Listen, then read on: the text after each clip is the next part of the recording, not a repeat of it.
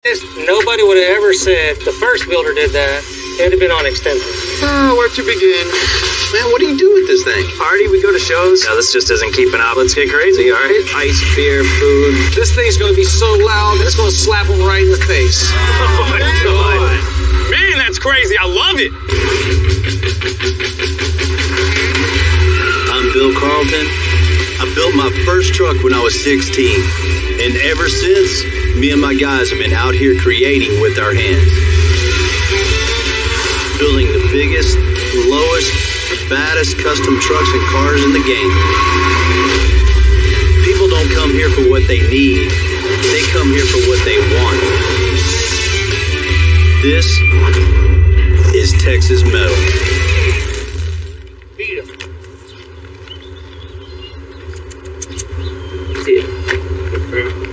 Every day on my way to work, I always pick up some breakfast for myself.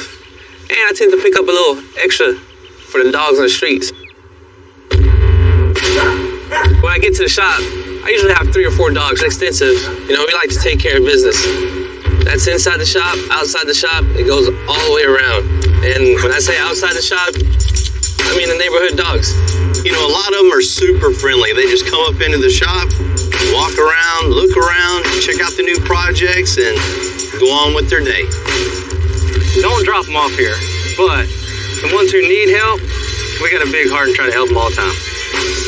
After a little bit of TLC, they become part of our gang. So just like everybody takes care of each other here at the shop, we got to take care of them and they take care of us.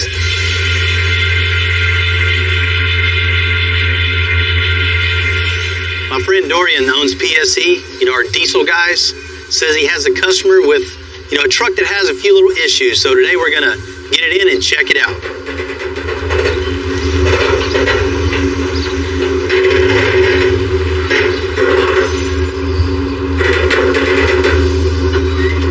Hearing creaks and moans in a truck that high off the ground could mean multiple things. Could be just a little lube here and there, or it could be a catastrophe waiting to happen. What's up, Bill? How's it going, man? CJ. How you doing, man? Nice to meet you. This is the one you were telling me about, huh? That's the one, man. Man, it looks good from here, but you got some problems underneath. A lot of problems. It's all yours now. Well, man, let's check it out. Yeah, I'll let y'all talk. I'm gonna talk to Rudy. All right. You see a couple of issues just as soon as you walk up to it, huh? Just all the welding and grinding and everything up front. It just looks... Man, you can't have that. Oh, man. Told you it was bad. These drop downs are just super sketchy, man. There's nothing even holding this but bolts on the outside. Man, that holds the whole weight of the truck, your load, everything. There's nothing to hold this thing from flipping out. Man, that is really dangerous. A stock 2017 F350 with no lift weighs over 8,000 pounds. This is exactly what I didn't want to see. A truck this high that weighs this much, that somebody could be driving down the road next to my family and yours. I mean, it's super unsafe, and this is something that needs to be addressed immediately. Oh, man, I thought this was the bad part, but that's... Needs a lot of attention back there, Bill. You don't even have really even the plates bending. Bag mounts are all twisted. The 4-link bracket is about to rip off the axle. And whoever did this has no business building anything like this at all.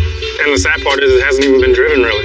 Man, thank God you didn't get in it and drive it down the street and hook a trailer to this thing. It's just an accident waiting to happen. It's not good. I go to shows and we travel all across the country, and this is one of the trucks that I use to do most of the traveling with, and I have a lot of weight back there that I pull around too, and a lot of money back there too, so if something happens, I don't know what I would have done. When I picked it up, I didn't know that it was that bad. It was that crazy. What do you put behind this? You got a gooseneck trailer in this thing? I got a 40-foot. I've got 2 matching rigs. I got a big 95 old body style, and I got another matching Tahoe. And they all go on that 40-foot, so I needed to do what I bought it to do. Oh, you want to be able to actually use it? Yeah. Need a usable dually. Right now, I can't even drive it. Feels like it's going to fall apart. Man, I've seen this look a million times when you're giving someone the bad news. He paid good money for somebody to do this to his vehicle, and we got to redo it again. that's how the Tria Shane was built. Let's get this thing unloaded, man. We'll get going on it, and we'll make it right for you. I'm looking forward to it. Let's go make it official. Let's do it. You know, this is Texas, so everybody wants, custom vehicle. Because of that, there's almost an endless supply of customers that want to get work done to their vehicle, and there's plenty of shops around. Just take advantage of that. Don't really know what they're doing. They just want to make a quick buck, and this is a prime example.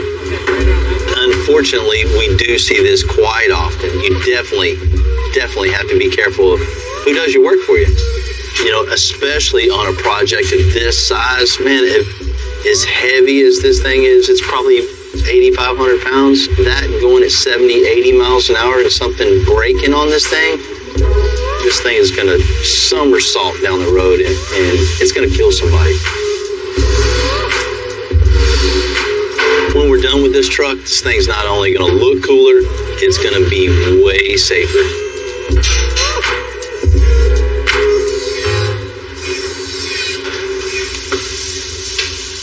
I didn't know Fisher-Price made lift kits. This is scary. This is super dangerous. There is no kind of support here holding this to the frame other than, I think they have 1 or 2 bolts underneath here. That's it. Bolts on the outside, a couple of them are just for looks. They're just stuck in the whole silicone. Oh, man, it's really scary. And please tell me he didn't drive this thing here. Man, he didn't drive it. He's only drove it around the parking lot, maybe a quarter mile, half a mile. That's all the damage of just the stopping and starting with this much weight with some shady brackets like that. I can't believe somebody sold him this job. I mean, that's just, unfortunately, that's what, a lot of people don't know. They're driving around with stuff like this. I mean, that's really scary. There's definitely a few things that we got to address on this thing. One of the first ones is putting some support back into this, attaching it to the frame, making it super safe and strong.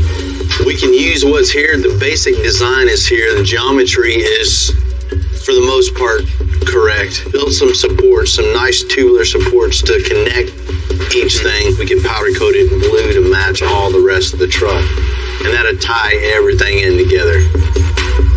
Next we're just gonna pull the axle completely out. Let's start over fresh, cut everything off. The 4-link brackets, the bag brackets, I mean, all of it's trash. We'll build all new bracketry, incorporate some tube work in that also, so it looks cool and is really strong. Everywhere you look, there's something going on. At least we got a lot of stuff we can put on the Tria Shane.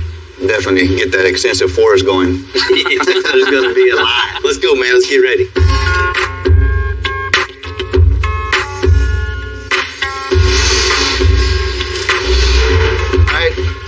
First thing we gotta do, before we lift this truck, we gotta release the air pressure out of the bags. Like that. This is like a crime scene investigation. Tim and John got to go through every inch of this truck to find all the bad work, tear it all out. Then we can start to make things right. Man, look at this. We got a rub mark here from the tire. If it would have rubbed even more, it would have eventually went all the way through and we would have lost air pressure in this corner and would have just been a disaster. When you removed that bag on that side, was it tight? Had a little rock to it. We got like 1/8 inch gap between the base of the bag and where it's supposed to sit. One turn and it came off. Look at that. Look how many threads was holding. Just one thread. They're uneven cuts, even strip bolts that are welded together. You know you're not supposed to weld bolts, right? Because they're weak. You had to cut the bracket so it would fit. You got a weak point on top, might as well make the bottom one weak too, huh?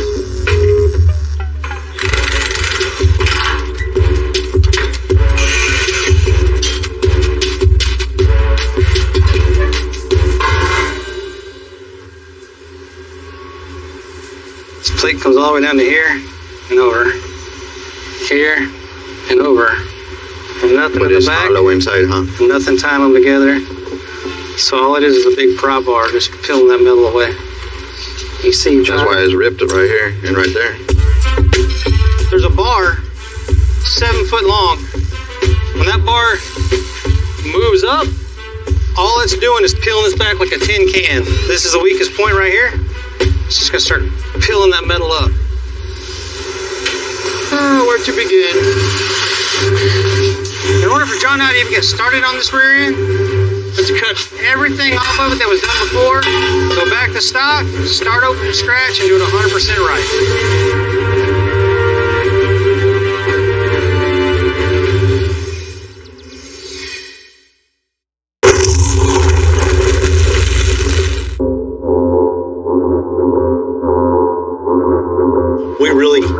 So we can rebuild it the right way.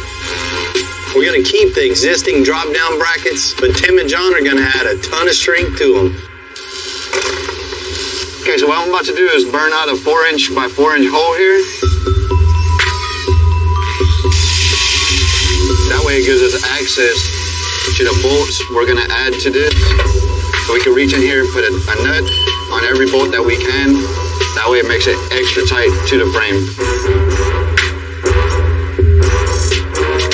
When we tore this down, there was a big gap between the bracket and the frame.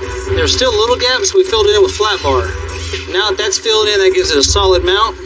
We bent this piece here, bolted to the frame, then we'll weld it all the way down. So what it's ultimately going to be is a cradle that sandwiches a frame, and have bars in between that make it 100% strong and sturdy. Working on a previously customized vehicle is a lot more work to go back and fix than something you just start from scratch. Righting a wrong, in this case, a bunch of wrongs, have been a big part of my business. On the other hand, I like the challenge. It keeps us on point. Yeah, always ready. And good thing too, because we're always getting calls, come on over, we need some help.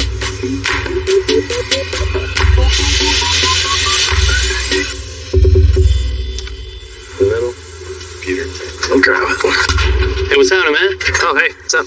Phil? Eric. Nice to meet you, man. This yours, huh? Yeah, this is mine. Man, what do you do with this thing?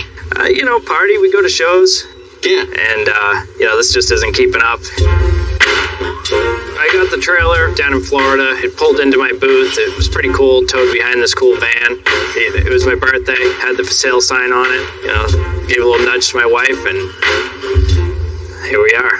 You just need something just to wake this thing up to draw the crowd over to your booth, huh? Exactly, yeah. What I want it to be like, is when we show up, it's like, stealth has arrived. This badass trailer that we get ice, beer, food, everyone's hanging out. I don't see any place here for any ice or any storage or anything right here.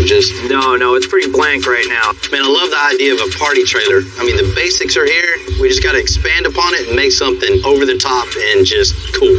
Man, we can definitely wake this thing up. Like this grill, man. This was... Did you find this? Yeah, well, it fit, so I put it in there. Carry on this thing. You got a party trailer, you gotta have music. You gotta have a lot of music. And maybe even some air suspension on this thing. Something where you can raise and lower when you're going off-road. We can get crazy with it. Yeah. If you're down for that. Yeah. Crazy is what I want. Let's get crazy, all right? Whatever it takes to make something cool. I want people to come up to our booth. I want to be able to hear what's going on. I want to be able to project that sound as drinks, as food, people hanging out, music. I mean, this is going to be awesome. Yeah, let's do it. Go all out, Man, get this thing out here. Let's do it. Let's do it. All right, sweet. All right.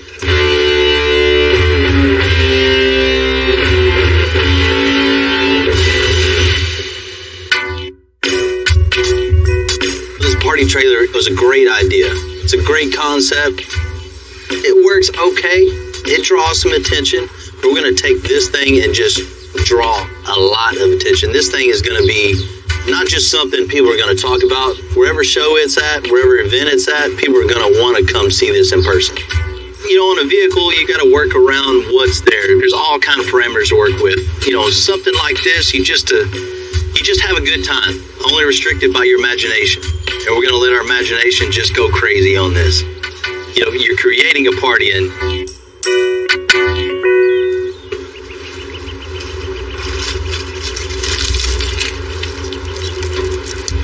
Looks like it's got sausage in it. Mine's better than yours. Need a cerveza. Need something. Do you ever work? We're just trying it out.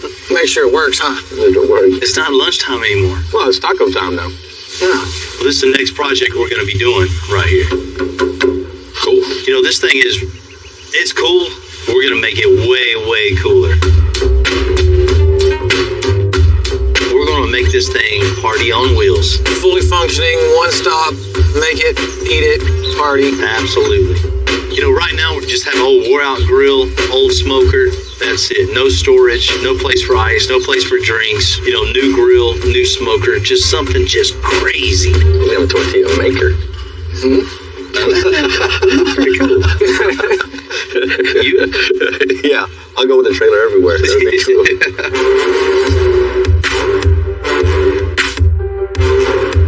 You know, next problem this thing has is suspension. This thing's almost riding on solid axles. We're going to put air suspension on this thing too. Going to car shows, events, and you know how loud some of those events get. So we want this to be the loudest. Not only loud, we want the lighting, we want cooking, eating, the total experience. Cool, man. After this thing gets the suspension down, we can go to town. I see a bunch of like tower speakers around here. We got room in here for a few subs. We can get in here, get playing some nice lows out for everybody. Yeah, fire right out the bottom. Like maybe some acrylic on the top. You can light it up. And we'll cut cup holders into the acrylic. That's an awesome idea. We were told to go crazy, so that's what we're going to do is go crazy on it. Let's make something just totally off the wall. I think we got it. I've done a couple things. We'll be all right. All right. All right. Finish my taco.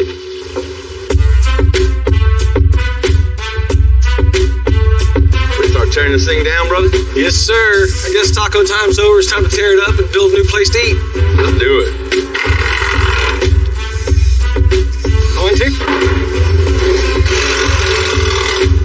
Hey, easy, buddy. Right now, we're going to go and pull all this wood out of here so Bill and the guys can do what they got to do. There it goes. Easy enough. Wow.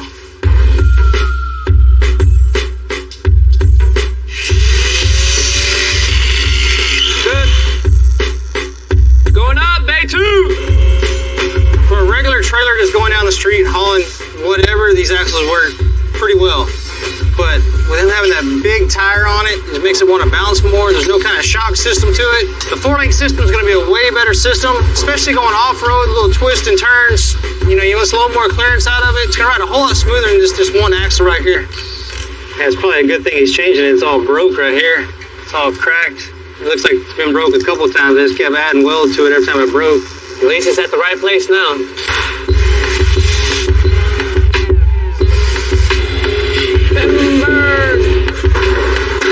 Not even that heavy. No wonder it was bending up. Yeah. Check out. Now we have the axle out of the way, we have the brackets out of the way. We can clean this all up and we can start fresh. So we're gonna go ahead and cut the smoker off. It'd be nice and easy if we could just go ahead and cut around the circumference of it. But unfortunately, it looks like there's more welds underneath.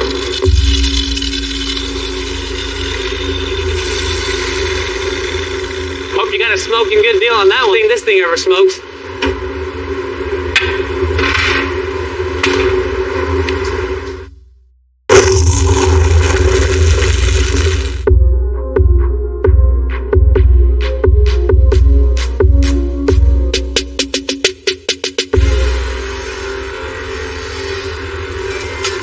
Because this is a party trailer, it's about function as much as form.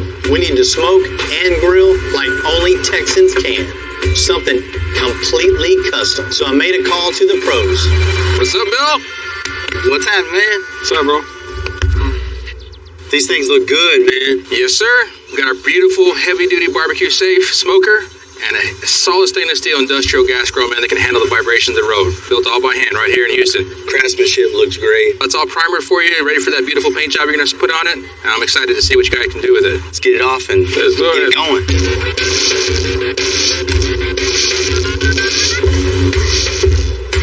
Time to get to work. Yes, sir. That's a real critical part of building this party trailer is getting the cooking and preparation areas all laid out right. We got some really cool custom grills made for this thing, and super important. This time around, we're gonna make sure every part has a purpose and everything is where it's supposed to be. To improve the functionality, we're putting the grill and the smoker on the back of the trailer. What we're gonna do is take the existing barbecue pit and we're gonna drop it down, because if we were just to make these fit right here, it would be way up here. And you can't cook meat like that. You're gonna burn the chicken. This is a stronger joint than just butting something up and welding it all the way around. So we're gonna make a 45 here and then an offset 45 right here to kick back. Some people would just cut this off and just throw a tube down and kick her over. That's not how we do things here at Extensive. Woo! You need me to hold it, Jimmy? Pick up on it so I don't mind.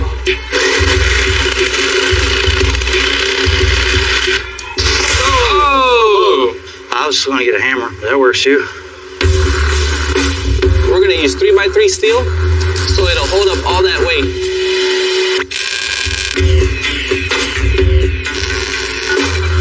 Alright, so I see we dropped them down about 8 inches, so we're not having to reach up too high. Go ahead and mount these pits and drill some holes for the mounting bolts. Yeah, straight. Whoa, down a little bit. Hold up.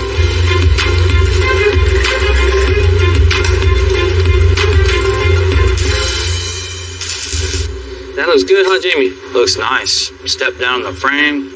Everything. It's gonna make it super easy to cook. Perfect height, yeah.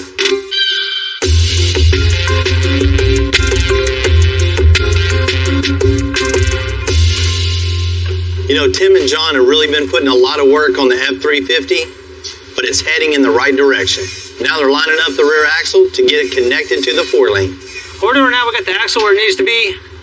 And with the bars that we have, we're designing some brackets that go around the rear end and connect the bar to the rear end. So right now, John's just kind of sketching something out. We'll give it to Rudy. He'll burn us 4 of them out. We'll punch a hole in it and put them on the rear end. Looks good. 4.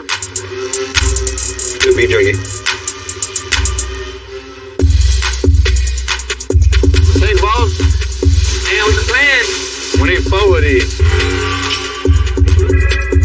For a truck this size, we always try to over-engineer it. In that case, we use 1/4-inch plate for all the brackets and tabs on this truck, which will make it a whole lot stronger. We're gonna make sure that's flush with the rear end. When we do that, we know this is in line with this one, that one's in line with that one, because this is straight all the way across.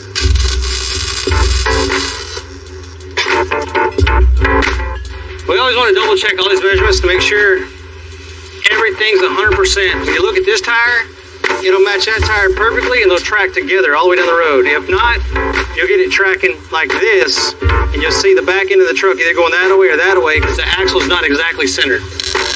The reason we weld the insides first before we box it is it makes it a lot stronger. There's a lot more weld to the axle. A lot of people will make these already boxed in. They'll place them on the axle. Well, you can only weld the outsides. You cannot get to the inside. So we like to do it like this, so it's stronger.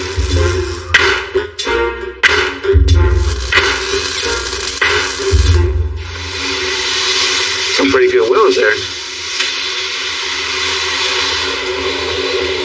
Give myself a pat on the back. Now that John's got all this welded in, it's really strong. This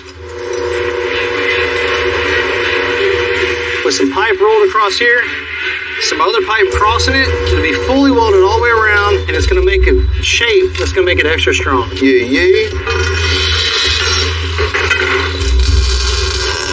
We're gonna trace this one where it's gonna intercross each other. We'll cut this one will weld to this one, and this one will continue all the way to the rear end. This is gonna be extra fun.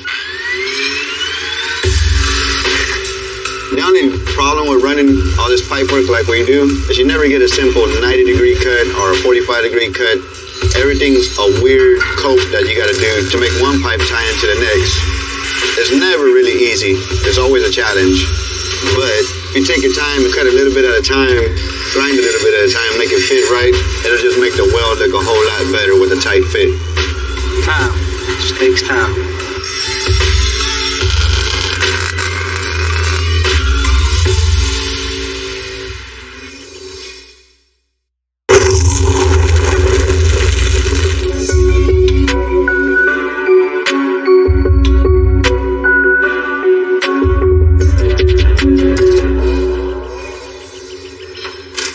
This really rough shape. We replaced all the old sketchy rear metalwork with a brand new rear suspension. We're gonna mock it all up with the existing 4-lane bars.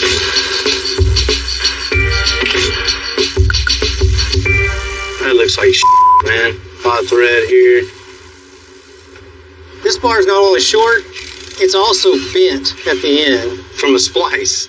I guess they ran out of material spliced. I mean, that's one thing you don't do, is splice a 4-lane bar. If we'd have left this like this and like this, nobody would have ever said the first builder did that. It would have been on extensive. So we can't have that. We gotta make it look right and perform right. So what we're gonna do is go ahead and build 2 new upper bars for this. You see right here where this one's all bent. They had this much of one stick left over and then this much of another stick left over.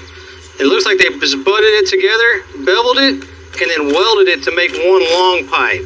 The way it's welded together right here, it gives it a point to where it's been heated up. It could be brittle, or it could just break off altogether because it won't hold. So we don't want to take a chance in something they spliced together. So we just went and got a whole new piece of DOM. That's going to make it what we need, as strong as we need, as straight as we need, and it's going to... These are our new weld-in bungs. And the weld will go from there to there, so when it gets powder coat and everything is done, it'll look real nice and smooth. Perfect. All right, John, weld it out.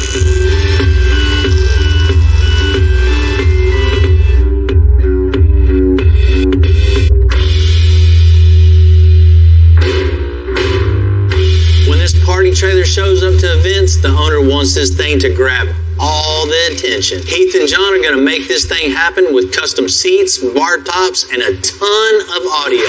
Got it? Yep. Bingo then. It's all you. For the countertop, what we're actually gonna do is make an acrylic sandwich. It's gonna be lit up in the center with LEDs. The hard part is gonna be cutting the brittle material without breaking it. That'll work. Are you lining up on this corner? Yes. Well, then we're there. The last thing we'd have left to do is to cut out the opening for the ice chest. Got this piece of MDF cut out as a template. Look at that. All we're gonna do is transfer it into plastic now. Nice. The top, so we can get the lighting in it. I'll use the black plastic as my template and just follow my plastic around and it'll be a perfect copy of what I've already got. Continue the process all the way down as we get all the pieces made. Once they're done, all we're gonna do is get someone to come clean up our mess. Yeah, good luck with that. All right, see what we got here. Nice. We decided to go with these boat seats. They can handle any kind of water, any rain, any mud, so that'll work out pretty good, but we can't leave them alone. What we're gonna do is we're gonna take the company logo and we're gonna put this on a piece of acrylic and light it up, mold it into the back of the seat, and that'll look pretty cool. All right, we've got all my badges made. So the next thing I gotta do is I gotta take and attach them to the back of the seat. So I'm gonna use some 1-inch PVC and attach it to the inside so that I can screw into that and not into the frame of the seat. I'll attach the badge to it, and these are just going to be some transfer marks. When the filler hits them, it'll pick up the marker, and then when I pull it off, that line will be in the bottom of my piece, so as I'm sanding, I know to come up to that line and stop, and that keeps everything straight. I worked at a trade school for probably almost 10 years, and one of the hardest things was teaching them to sand. Anytime they looked at sanding, one of the hardest things to do is just kind of get in your head and know that I've got to sand this. It's your space, spend your time, and just go to town. Now that we got all these logo badges roughed in and ready to go, next thing we're going to do is put the party in them. We'll take them apart, get my elephant knife out, and get to carving on it until I can get these LED strips to fit. Once those are in, we'll get it wrapped, get it sealed up, and get them installed on the trailer.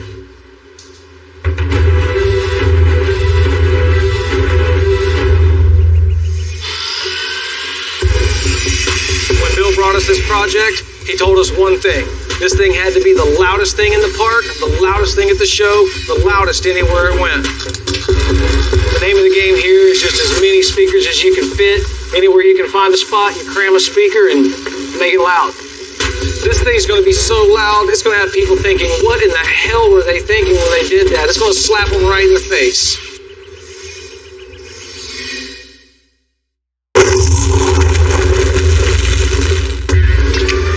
You know, the bar top and seats, they're done. And we got the party trailer back from Powder Coat. We just got to hook everything up, and it's tailgate time.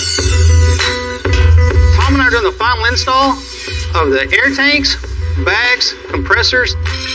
Hooking up lights used to be difficult, but LEDs have made it easier by 100-fold. Small, waterproof, and durable enough to go anywhere. I'm adding about 170 feet of LED lights. And because you can never have too much sound, I'm putting in a soundelier. I hope the owner has some earplugs. To say we worked a lot on this trailer is a total understatement. We put everything we can put in on this thing, and today we're going to give it back. What's happening, man? What's up? Man, appreciate y'all meeting me out here at 1886 Humboldt Backyard Bar. This place is all about having a good time, having a couple of drinks, and just kicking back. What a better place to bring your trailer. Yeah, I appreciate you having me out here. This place looks awesome. Well, man, you said go crazy with it. We went insane with it. I can't wait for you to see this thing. Oh, yeah. That's It's awesome. definitely over the top. That's so cool. I can't wait to see it. This is going to be You great. ready to check this thing out? Yeah, man. Yeah, let's do it. Let's do it. Oh my. Dude, are you kidding me? Look at that thing. Holy shit. Oh my god. Wow. I've never even seen speakers like that before. This is just crazy. Well, you wanted something to draw some attention, right? Oh, dude. That thing's insane. I love it. What's up, guys? You have something to do with this thing? A little bit. You all right? Great. What's up, Good man? now.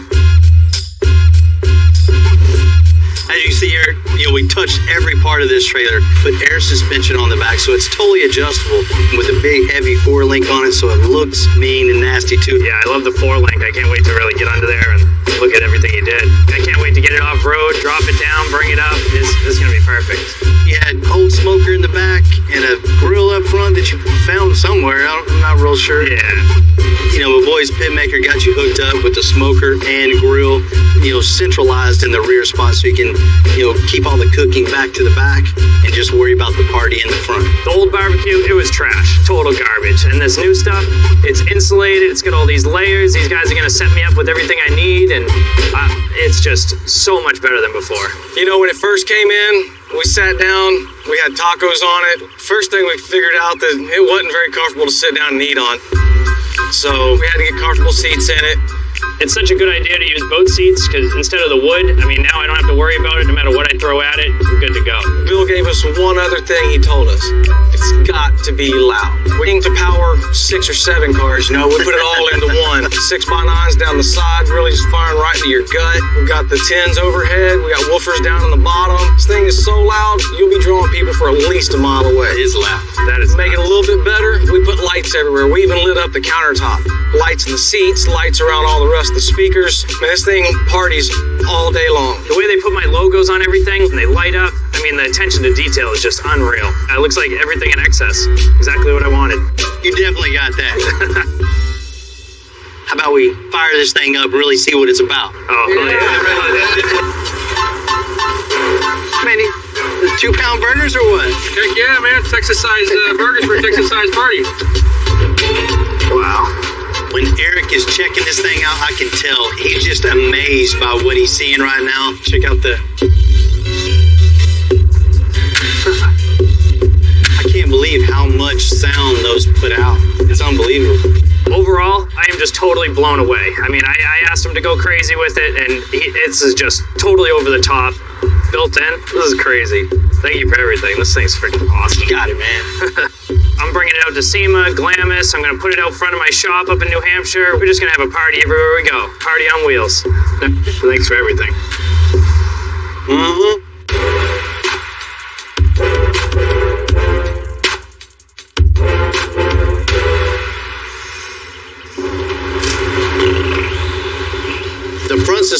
on the 2017 F350 is in way better shape than the rest of it. But we still have to clean up the shoddy metalwork before we even think about sending this out with our name on it. All we're trying to do here is knock the high spots out of it. We're not trying to make it smooth and grind it to where it's going to be paintable. They're going to come back and put some body filler on it and be ready to paint. Well, Tim did a great job grinding it off and cleaning it up for us. The next step that we will do, we'll come down with some Bondo. One nice trick that I've learned is for curves like these, you might just rub the Bondo on your finger like this, run it across, and you get a flatter surface that blends into the curve. And there comes the sanding next, which I'm finna start off with 36 grit, and then come back with 80 and finish it off. Now we're getting ready to prime it. The good thing about the primer is you'll be able to see some of the imperfections that are around here. Scratches from the 36, stuff like that will have to get addressed again. So there's no going back. Here it has to be done right, no matter what.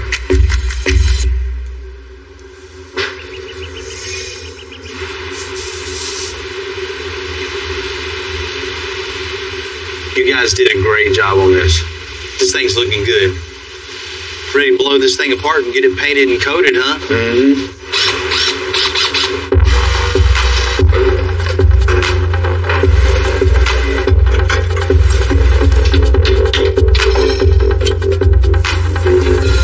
What the? What is it? A bolt water and another bolt. Just when I think I've seen it all. This bolt's function was to hold this hanger to the frame, but I don't know what that bolt's function was. That's something new to me. That's custom. I guess we got a new berry for the tree.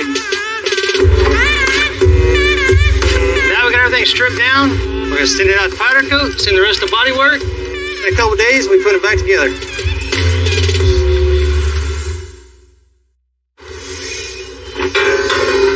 So where are these going? Gotta find a new branch. Years ago, there used to be a big tree in the back of the lot, and everything we've cut off just get thrown around this tree. Eventually, a big storm came, knocked that whole tree down. Was coming up, started welding up here, and that's how the Tree of Shame got started. All this is stuff that other shops have done that we felt was unsafe. So then over the years, as you added another piece, another piece, another piece, it's now growing like an oak tree. It's just growing up and up and up. True to form today, it just grows a little bit bigger, gets a couple more branches onto it. I think that's it. Shoot, 20 more years, it'll be as tall as the other one. Maybe taller. 5 years? 5 years. All right, well, shoot. Let's get back to it. Bring this in. Got that, right? I know somebody got that.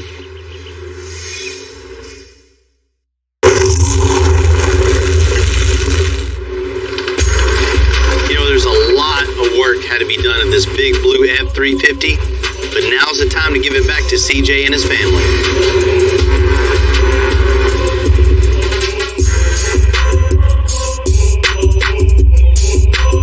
Art Museum. It's a cool spot, huh? It is. I like the murals and everything, but you gave me a call, and I don't think we're here to look at paintings. Definitely not going to look at paintings today. Got something else for you to look at. Yeah. You ready to check this thing out? I'm ready to check it out.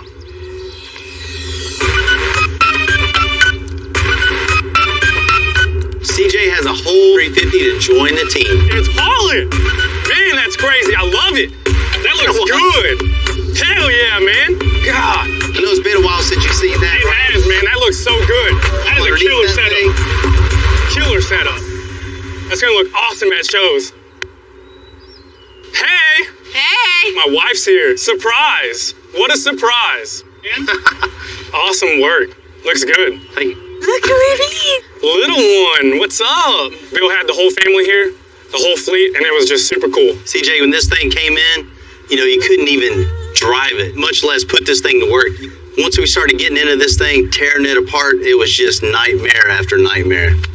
Like opening a can of worms. It just never stopped. We went from front to back and got it rolling further now. Safety wasn't a big concern with the last shop, I guess. As you can see right now, problem solved. Six all in a car. Yep. You see on the front, front axle was just garbage. Yeah, it was bad. It just looked like it was going to fall apart any second. We ground off all the old welds, re-welded everything, bodyworked and painted, made this thing look good. I mean, this thing's coming at you, you see it, so it's got to look good. Yep. And from that, you see the new 4-link bars going all the way back to the new bracketry on the axle. They had spliced together 4-link bars. Get that out of there. Yeah. That's all on our tree of shame. Yeah. Looks good. So we got it all bolted to the frame nice and strong, and we have tube work underneath there, connecting from side to side. Not just, strong to do its job. It's got some style to it. Definitely. And now it looks amazing. The tubing, the support, it's just good that he went through every inch of this truck to make sure that it was perfect. As far as the rear axle, we just started fresh, cut everything off, welded everything up, and just made you some cool bag mounts, 4-link mounts, and it's all artwork. It's a piece of art underneath there. And now we get to haul with it. That's it. Put it to work. Looking back on this project to see how bad it actually was to where it is now, having to rebuild all the underneath of this thing to make it safe for CJ and his family, it's just something we had to do. We had to make sure it's right. Bill, man, you killed it. From the suspension, everything you touched, amazing work, amazing work. I get to haul, my family's safe in it. I couldn't be happier, man. To be able to use this truck and have my family with me on these trips is awesome. I feel safe, and I have a very reliable truck to get from my house to each show. Most of the time when you're building a project, you start fresh. This project we get in A to C and ended up going all the way to Z. I mean, there's a bunch of hidden issues that we had to address. I mean, that's what we do. Make it safe, make it cool. We got to redesign everything. If it was bolt in and easy, then everybody do it. Ready to head to the future? 2020 Freightliner. Whoa, heavy metal. It needs to be able to push 45,000 pounds. 45,000 pounds? We got to put some extensive style in it also. Bill! Oh, I'm definitely going to stay and watch this. I'm Bill Carlton. I built my first truck when I was 16. And ever since, me and my guys have been out here creating with our hands. Building the biggest, lowest, baddest custom trucks and cars in the game. People don't come here for what they need. They come here for what they want. This is Texas Metal.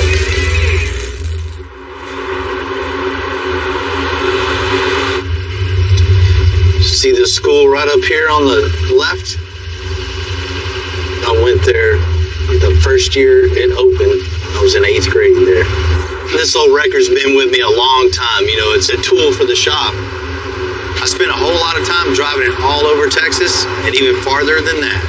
Unfortunately, it's starting to show them years. Can I go? Can I go? It's time to make a change. And today's the day we're going to do that. We're going to get a brand new record.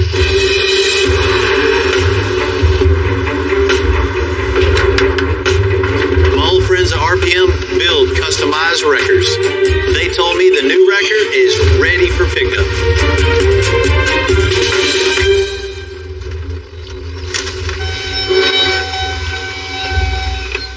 What's happening, man? What's up, Bill? You doing all right? Yeah. I really appreciate you taking this thing on trade for me. We got you. We'll get her fixed up and find a great home for her. Meanwhile, we'll put you in something head to toe under warranty. Man, I can't wait to see this thing. You ready to check it out? I'm ready to check this thing out. Let's see it.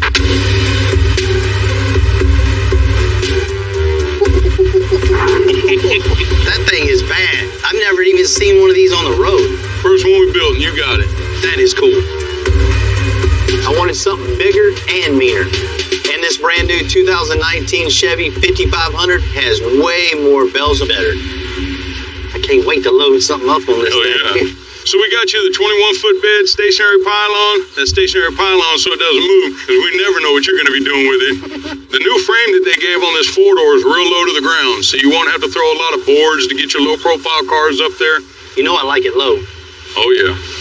No, that's right. Brian, that's what I've been needing, man. Something really reliable, and it looks really cool, and I really appreciate that. No problem, Bill. And, man, you take this one, and I'm going to take that one. Thank you. I can't wait. It's like Christmas. Like I'm 10 years old again and Santa just came. I'm always looking for ways we can up our game. And this little upgrade is going to make a big difference.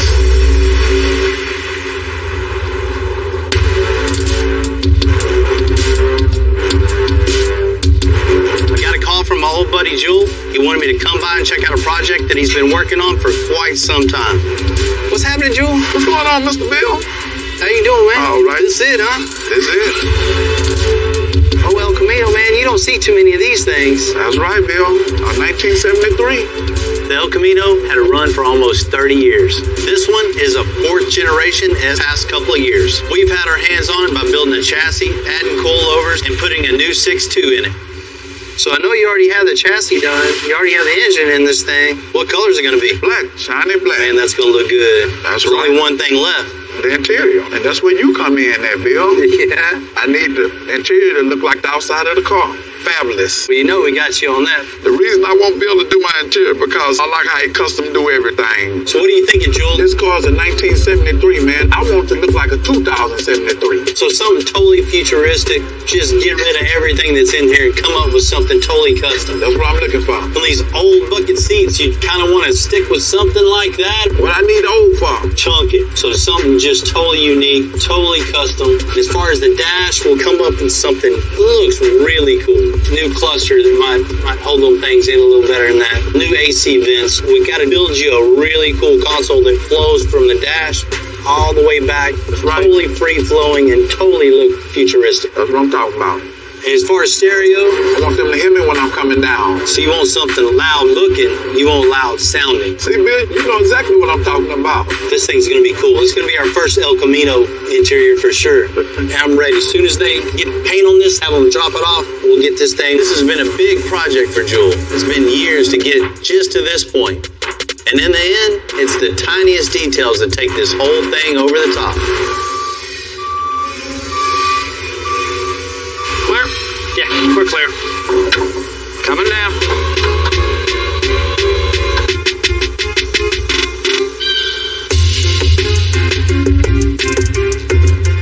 You know, El Camino is kind of the oddball.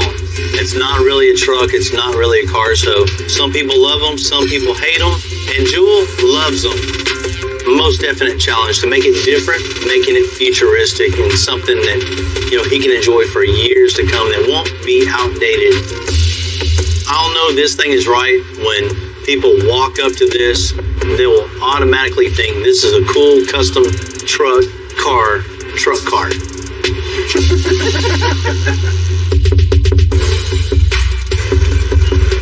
Man, I kind of like these El Caminos, man. They're cool, dude. Man, I'm not a fan of them. I mean, come on, make up your mind. Do you want a car or do you want a truck? Pick something.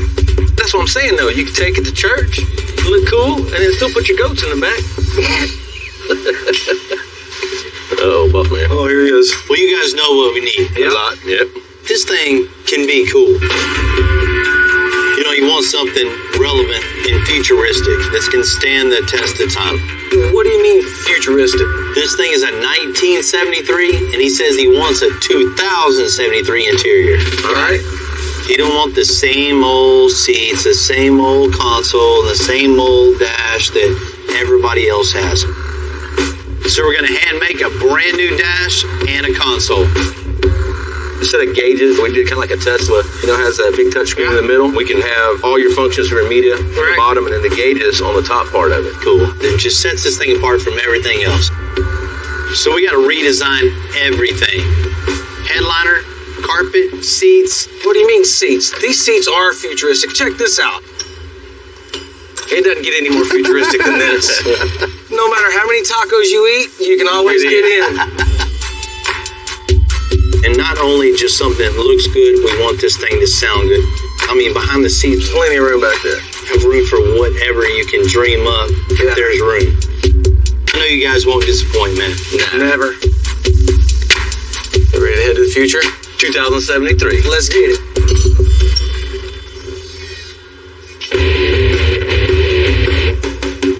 Because it's a complete do-over, Heath and John are going to take this thing all the way down to the bare metal.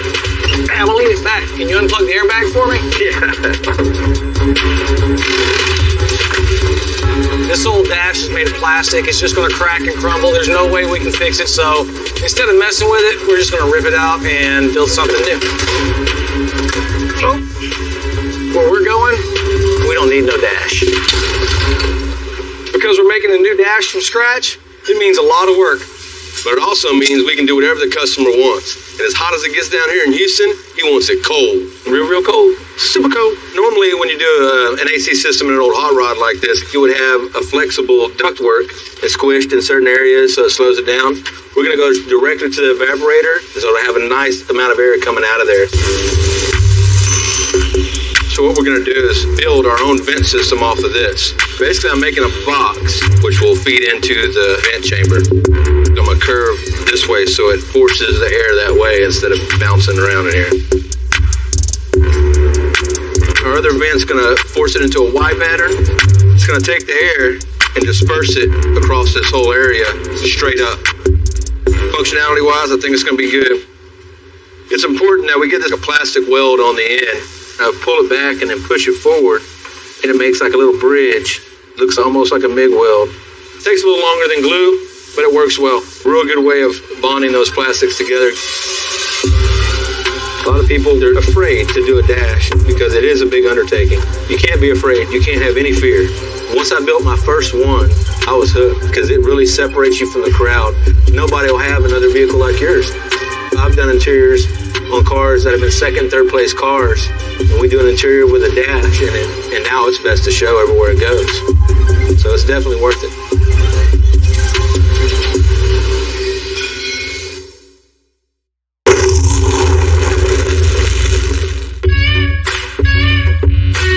When a customer comes to us with his dream project like this 73 El Camino, it's on us to create something that's way over what he's expecting.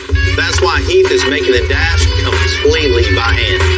Now what we're going to do is start designing the dash around our temporary vent. So I'm going to build the sides first. This shape right here determines the whole shape of this lower dash. Being that the air vent has got a different arc in the lower portion of the dash, these ribs are different all the way down. As they go and move along the dash, each one of these fits like I want to. It's a little bit extra effort, but it's worth it in the end. We have a structure now. I'm going to go ahead and skin the whole thing with 1/8 inch PVC so it's smooth with as little body work as possible. And then I'll go from there and form the rest of it with a little bit of heat, a little bit of pressure. Got to clip it around that metal on the bottom, line it up with the vent. That's cool. Now I just got to finish everything else. You're halfway done to 3/4 of the way unfinished. There you go.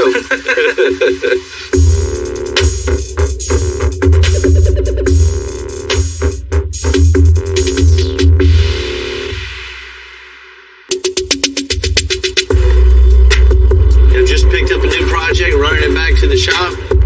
You know, we've done a lot of different builds over the years. Each one has their own little challenges. Any job, when you're building something totally custom, you're doing it for a purpose. This job is no different. The sheer scale of this one is what sets it apart. What is this? This thing is a 2020 Freightliner. 37,500 pounds empty. Damn. Right back over. The city has these wreckers well equipped to pull the biggest vehicles out of any jam. There's one problem with this that hadn't been addressed. It needs to be able to push 45,000, 50,000 pounds, off the road. That's not going to do it. Definitely not going to do it. So we need to make a push bumper for the front and not just regular old heavy-duty bumper with some rubber pads. We got to put some extensive style in it also. It's got to be a custom bumper to be able to handle all that weight. And this big, massive wrecker can do anything, but once we address the front end and it can push, it'll be able to do everything. Correct. I'll get the gate.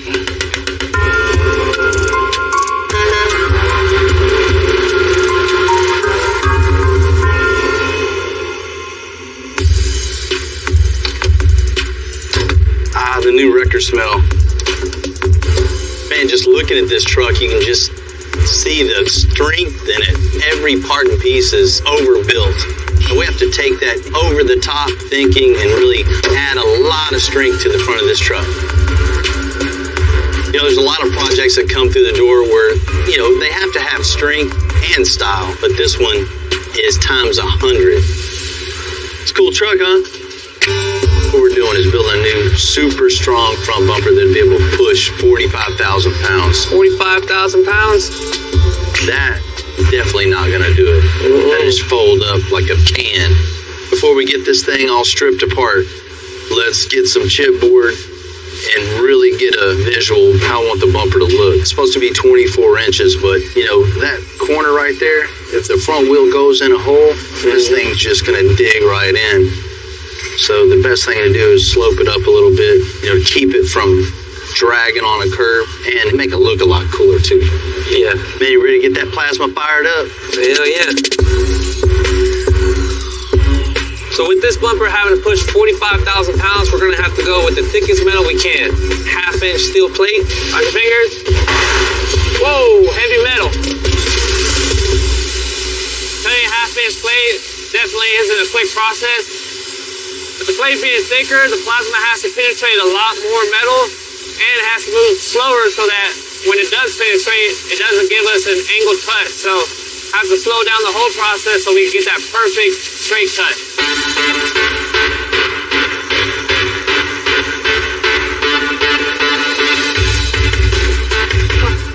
Now just take it off the table, clean it up, see how it looks. Rudy did a great job burning this out. 1/2-inch plate, super strong. This is exactly what this thing needs to be able to push the weight it needs to push. Next thing we need to tackle is the bumper brackets. We're going to weld this bracket right to the back side of this plate here. Basically, it's going to tie to the front of the truck here and bolt to these bolts here.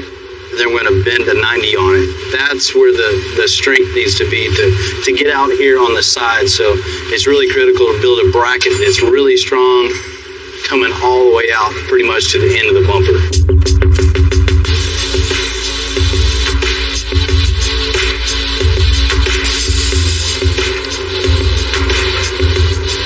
That's hot and heavy.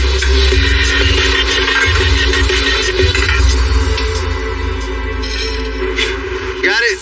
Yeah. You ready to bend it? Let's bend it.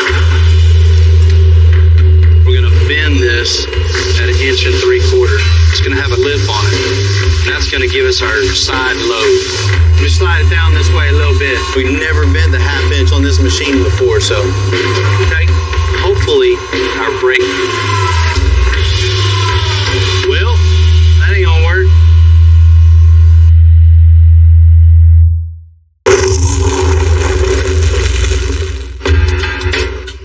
You know, with all the flash floods, hurricanes we get down here in Houston, the city wants a bumper on the 2020 Freightliner to be able to push 45,000 pounds. Our new 1/2-inch steel bumper is definitely going to do the trick, but our brake wouldn't do the job, wouldn't cut it. In this case, wouldn't bend it. Luckily, I got a guy right around the corner in the neighborhood. He's got a big enough press to get this job done, and that's where I'm heading right now. Casey, what's up, man? Hold on much. How are you? Man, I'm doing good, but I got a little problem. What you got? I got a piece of 1/2-inch plate, 6 feet long. My brake just isn't cutting it. 1/2 inch? Come on now. Can you help me out? Let's take a look. I know this is nothing for you, Nothing. man. It's a little baby. we can help you out with this. Piece of cake for us. We do it all the time. We have 1,000-ton press brake, so that's 1,000 tons of pressure coming down, so they can definitely bend some steel. So from this line out, I needed 2 1/4. That's why it's at Different tip? Yeah. All right. Let's set it up and see what she does.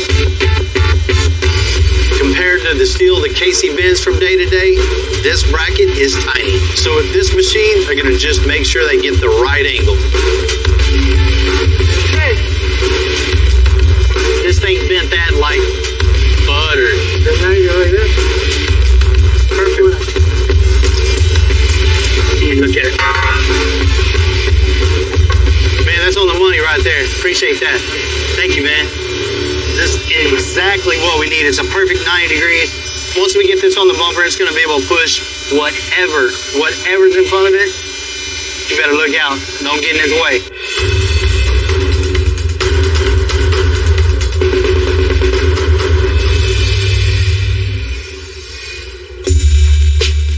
The 1973 El Camino was the first generation of the swivel seats. Heath and John have convinced me to keep the swivel. But if we're going to make this design as futuristic as Jules asked for, the rest of the seat has to be totally custom. As you can tell, this seat isn't very futuristic looking. We're going to strip it down, get all this off, get the foam out of it. We just need to figure out a mount and a shape for our headrest mount that we're going to have on here. This has to go. Coming up with this seat design, I kind of thought of what you would see in, like, it sounds kind of corny, but like a spaceship or something without being too spacey.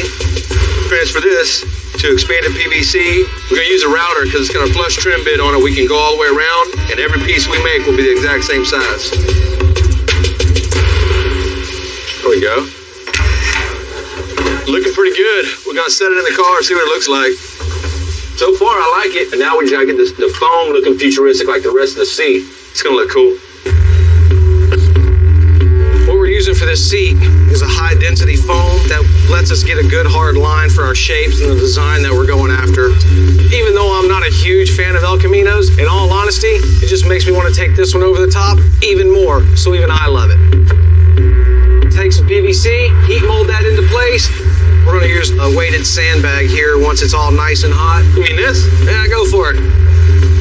It'll mold and bend in the way we want to, kind of contour to the seat. That way the sandbag gets its hands burnt and not me. The cool thing about doing things custom is you know that no one else is going to have it. It's going to be one of a kind.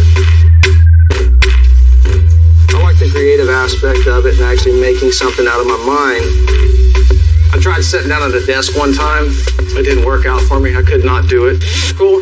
And we'll be ready to wrap it. All right, that bad boy's clean, so. All right, now we're moving into the center console. What we're going to do is build a base that looks like the floor and give the effect of a floating console. So now I've just got it routed out with the router, and then we can start assembling this false floor. Cool, that fits. All right, looks like it's fitting pretty good. Now I got to figure out the sides, make chipboard templates in here, and then replicate those out of 1/4-inch PVC, and then we'll attach it to the side. I can put a little heat to it, fit it a little better around these bottom corners, especially since we're right next to the gas pedal here. We don't want nothing protruding. It's always good to run a heat gun in 100-degree Texas weather. All right, set this sucker in here. Uh-oh. It's not gonna fit.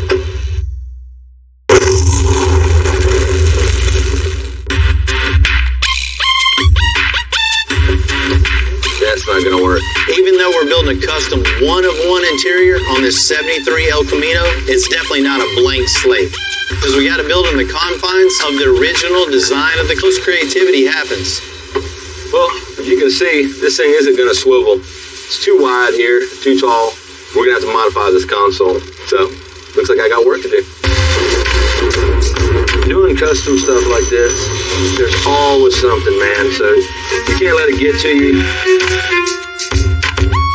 If it was bolt in and easy, then everybody do it. So, it ain't easy being cool. We barely clear, but we clear. Now we can make some plastic. Being that there's 3 layers, we have to bend it and then stack and then bend it and stack and bend it and stack. When you heat it, the molecules expand, which is going to push it down. First piece, heat it, bend it, attach it. Second piece, plastic. Heat it, bend it, attach it. Our third piece, heat it, bend it, attach it. Got all that cut out. Grind these corners like I want. Now you can see all 3 pieces line up. It's going to give a nice, cool effect, man. Still got some detail work to do, but it looks awesome.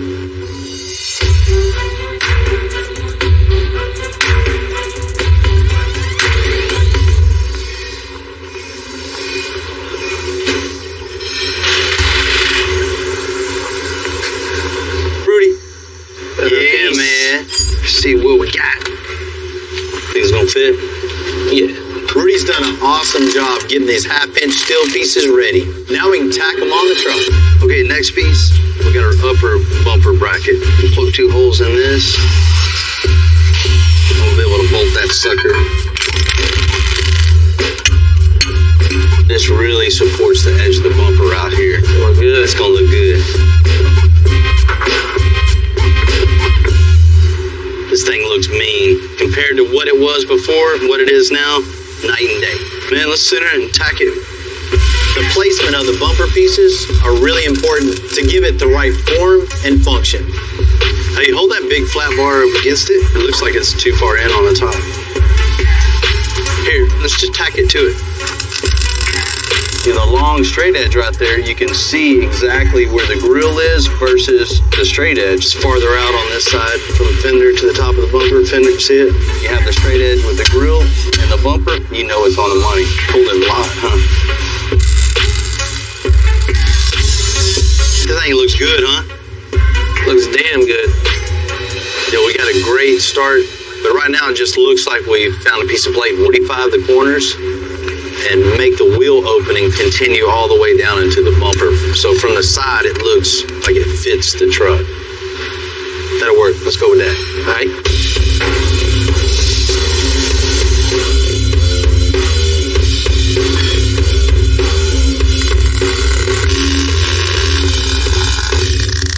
All right, I think we got enough stitch welds on this thing to transport it over to my welding table.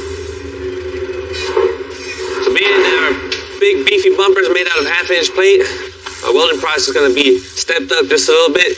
For this one, I'm gonna have to crank the speed up and the voltage up. So voltage is how hot you're gonna be welding. So for thinner metal, you wanna keep the voltage down, that way you don't just burn right through the metal. And for the thicker metal, you want the voltage up pretty high. That way you get it nice and hot and actually penetrate into the metal. You want your wire speed up high. Because you're burning really hot, you want there to be enough material to come out and burn into the metal. Well, it looks like we're done welding our bumper completely out. What we're going to do next is we're going to go ahead and grind down our welds on the top of the bumper and the front of the bumper, make it look nice and smooth, and then send it over to powder coat.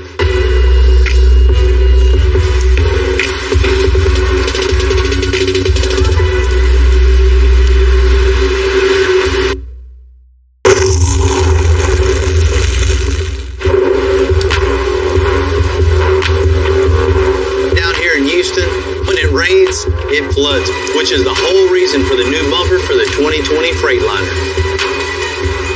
Because sometimes the city has to push big rigs out of the way and fast.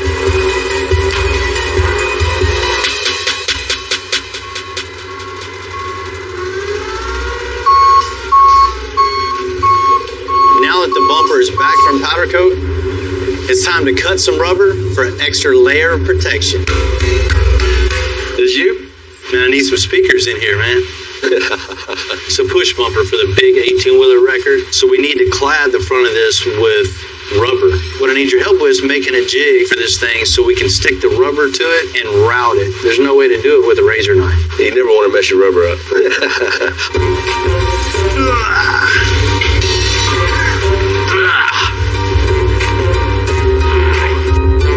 You know, this is definitely one of those steps that nobody ever knows that you do. We're taking the time to make sure all the edges, sure this is right when it leaves and looks as good as it can. Man, let's make it just a little cooler. Maybe 3 lines in here. You know, we'll cut out little windows in this. It won't affect anything when it's pushing, but it'll give us a little more color on the front. If we could just spend a little bit more time to make it a lot better project, man, it makes me sleep better at night. Ooh, thank God it didn't break that.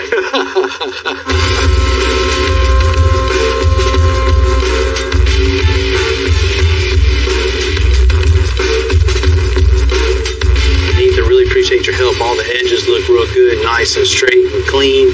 Flip this thing over, put the lights on, and we'll stick it on the truck. Start pushing some stuff over, huh? We gotta test it out with something. Maybe we'll test it out with Heath. I don't know if it's that strong.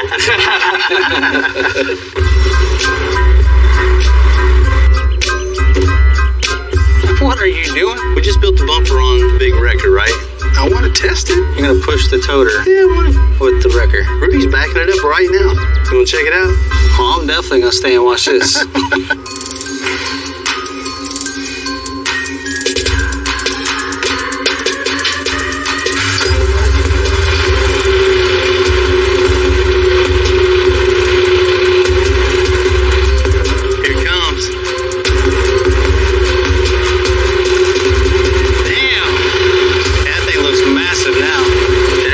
You want to get out of its way, right? Yeah. You know, I already knew this bumper looked good, but really seeing it come down the street at you, it's making a statement for sure. That thing looks really good. It fits the truck now, like, perfect. Yeah, and this bumper ain't no punk either. That's not 1/4-inch plate. That's 1/2-inch thick. You're definitely not gonna bend that one. No. It just fits and flows like it came with the truck. From the engineering to the form to the function to the overall style, the looks, y'all did a real good job. That's the point, right? Look just as good as I do coming down the road. Anybody else hear that dog? From where this thing was, it was just weak. And now, this thing is super strong. And if Timmy's impressed, you know we built something cool. It definitely looks good, fits good. We want to make sure it works good.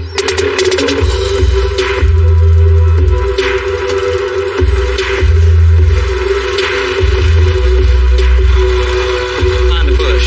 Well, the heaviest. Rudy, you ready? Let's see what it do.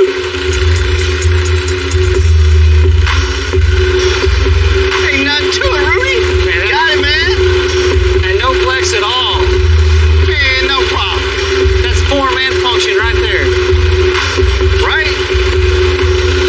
No problem at all. 45,000 pounds is nothing for this bumper. I definitely think not only looks good, works good, functions good, and is super strong. And y'all didn't tear up the toter hump. Yeah, I know you was worried about that. Before we took on in the interior, we've been working with Jewel on this 73 El Camino for a while now. We installed a new LS, and Matt's getting this thing running. Now that we got the motor all in it, I got to finish up a couple little things, and hopefully with some luck, it'll fire right up. This is an LS3 throttle body. We just got it painted to kind of go with the overall appearance, better look. The throttle body allows, when you hit the gas pedal, the accelerator pedal, it'll open up and allow the air to flow in. I'm going to go ahead and put the cold air intake on that we had made for it. They're not made to go in the cars we put them in, so there's always little quirks that we got to work. They're flexible, so you can kind of bend them out of the way as you need, keeps them away from the headers. They can handle some heat, but direct contact isn't good for them. Now we're going to try to start it and see where we go.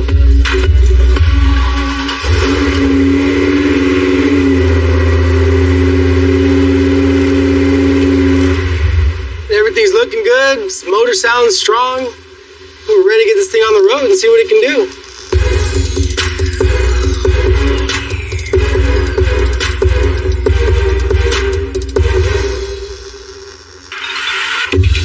You know, door panels are just one of those things you may never even notice. When a customer like Jewel says he wants something futuristic, something like no one else has, hand-making custom panels, well, that's everything. What I'm going to do is I'm going to try to scavenge this lower portion of the door panel. The only piece I really need is this top rounded edge. And I can make it myself, but it just saves me a lot of time. Now we've got these taken apart, what we're going to do is we're going to go ahead and start our template process. To get our template, I have to destroy this panel now. It's going to piss off El Camino owners because this is probably a hard panel to find for some people that don't want a custom interior. Now it'll be useless when I cut this pocket out, but it's perfectly useful for me because I need to make a template. So go find another one sometime. You find little tricks that make it go faster. And more important, you make it look like you have it in your head the first time. However, it takes a long time to get to that point. What I'm going to do is a technique called kerping. Kerping is a process that allows me to bend the material. And I'm going to put the fiberglass reinforced filler on there, which will hold that shape. Use this piece to kind of mark the bottom of that dash. So when I make my inserts, it's all going to line up and the lines are going to flow correctly. To me, that's one of the biggest things, is that everything lines up, everything flows, it looks like it belongs. It was done correctly with a purpose. Perfect. Our base panel lines up with the base panel of the dash, and our bottom side lines up with the bottom of the dash. That's good. So we just got to duplicate it on the other side. Man, it's going to look really cool.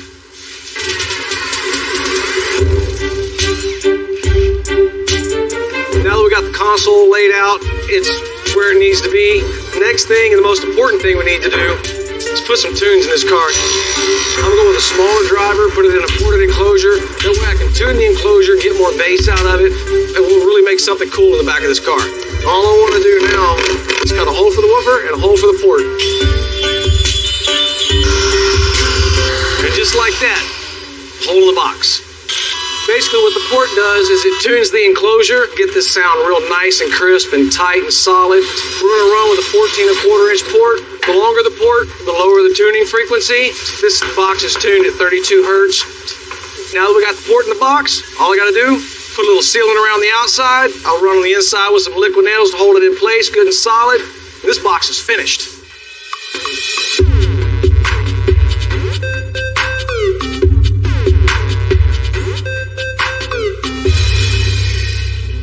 What up, man? What's up, brother? I got us a box. All right. With all we're doing, the speaker box on its own just ain't gonna look right. Yeah, so it's gotta look seamless, so we're making a panel to blend it into the entire design. It's gonna be dope.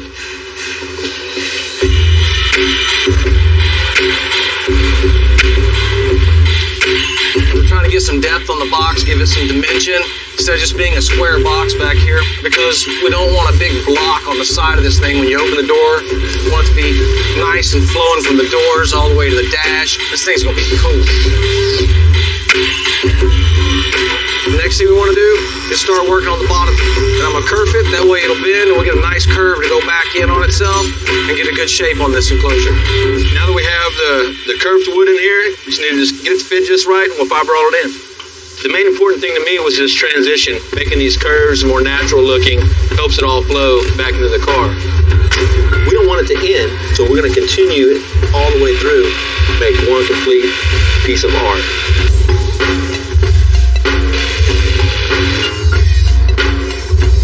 It fits the panel real good now. We just gotta do some grinding, shaping, body working, and she's ready to wrap. You just made that sound like it was like 10 minutes of work. It is. I ain't doing it.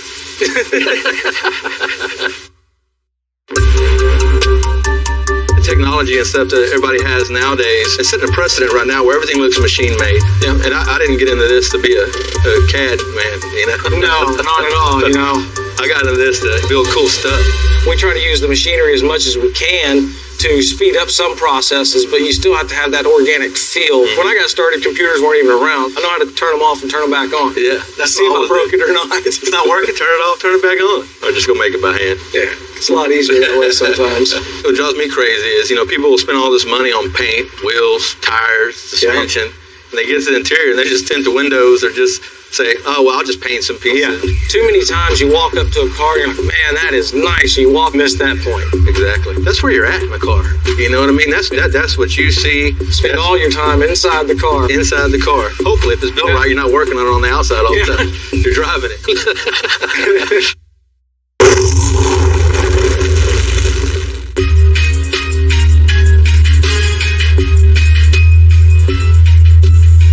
Originally came in wanting red interior on this 73 El Camino, but that classic red, it just doesn't scream the future. So we changed it up, with his blessing of course, to a clean, modern blue leather. We got our seat ready to wrap, and we got this blue leather here.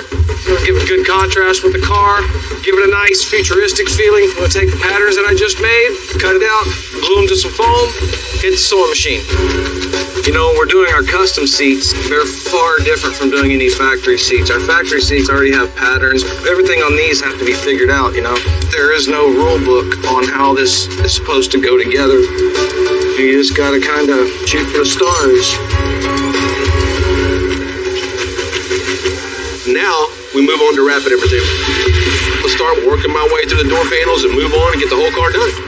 Gotta wrap each individual piece, reassemble, put back on the vehicle, and repeat that process over and over again. What's happening? What's happening? What's happening? Man, this thing came out pretty cool, dude. Yeah. Got the gauges up there, all connected through OBD2 and Bluetooth. So it just transmits all the data from the motor to the tablet. And radio and media center, everything at the bottom. I like that, man. Got that trim panel for it? Yeah. Let's see how she looks on there.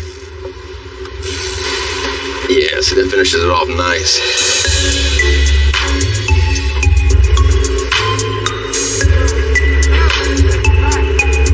You know, El Caminos have always stood out just for what they are. Part muscle car, part truck. But I can safely say there's never been another one created like we made here.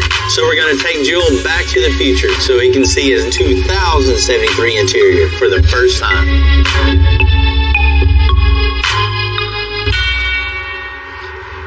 Jewel, what's happening, man? Hey, what's going on, Bill? What do you think about this place? Man, this is a nice place here. You gotta set the tone, right? You wanted something futuristic? You know, what better place to give you this thing back than a DeLorean Motor Company? I can't wait to see it, man. This car I know has been a labor of love for you. You've been waiting on it for a couple of years. We built it in stages for you. We built the chassis, the new LS in it, good brakes. You wanted... I'm tired of hearing you talk about it. I want to see something. I know you Bill. gotta be I want to waiting. see something. Man, let's check this thing out. All right. I know that ain't it, man. That's the same one, man. Bill, that's what I'm talking about. It look mean when it comes to you. It's a presence when it's coming at you, right? Bill, totally different car, man. Totally different car. Ooh, man, look at that steering wheel, he's man. the one that's, you know, created this interior, this thing. Man, Ooh, I love you for that, man. I love you, man. Come on, man, give me a hug, man. I love you for that, man. Man, car look real good, man. I'm talking about real good. It can't look no better. You know, when it came in, man, it was rough. It's definitely took some time, but it's been a labor of love to really make you something special. When you said 2073, you weren't playing around, Bill. Ooh. Man, it smell brand new. It smell brand new. Look at them seats, man. Them seats just make me want to just sit on them. That seat isn't something you can just go by. These guys shaped every part and piece of this, Man, and then they wrapped I can each hear that seat individual calling piece. my name now, man. That seat is calling my name, man. When it first came in, the dash that was in there just wasn't gonna come from scratch. We handmade everything on this thing. We heated and molded all these pieces to get that futuristic shape. See, you see that big line in the middle of the dash? Yeah. You know what that is? What's that? That's your air vent. When you turn your AC on, it blows a solid line of air right at you all the way across. And y'all done took it to another level. A whole nother level. Oh, man. The seats, the headline, the center console, carpet, everything match. You can't ask for it to be done no better. What you don't see is any gauges in the dash. Yeah. That's where they come up with something really cool. That tablet has all your gauges up top. That lower one down there has your radio. 2073. That's what I'm talking about. 2073. Tell them about the system in it. Yeah, we got a Rockford Fosgate 5 channel in here. 10-inch subwoofer. We put on one side, kind of like they would in the future. You have components in the kick panel, and everything's run off a cool app that works just like a radio, but you got navigation, you've got everything. I ain't even seen this in the new cars yet. Yeah. Right? I'm just really impressed with the interior in this. I mean, starting from scratch, building something that's never been seen before, and giving Jules something really that's amazing. You know, shoot, I'm even amazed myself. I can't say enough about, you know, Heath, John, all the guys at the shop. They always step up, putting their heart and soul into... I'm right on up, because I ain't never seen nothing like this. Man, this is everything I can ever want. Come on, man, give me another hug, man. Give me another hug, man. I'm glad you like it, man. Yeah. Wow, Cummins. Not every day you put an engine in a truck that the engine weighs more than a truck. We're going to have to make it a lot of room that isn't there. And then we got to make this extra strong to handle all that extra torque. I didn't know you even had a race truck. Just another bad addiction. This ain't one of them $200,000 builds, you know. We built that from the junkyard. I might need to take that thing for a little ride. Oh, wow, look at that. I'm Bill Carlton. I built my first truck when I was 16. And ever since, me and my guys have been out here creating with our hands. Building the biggest, lowest, baddest custom trucks and cars in the game. People don't come here for what they need. They come here for what they want. This East Texas metal.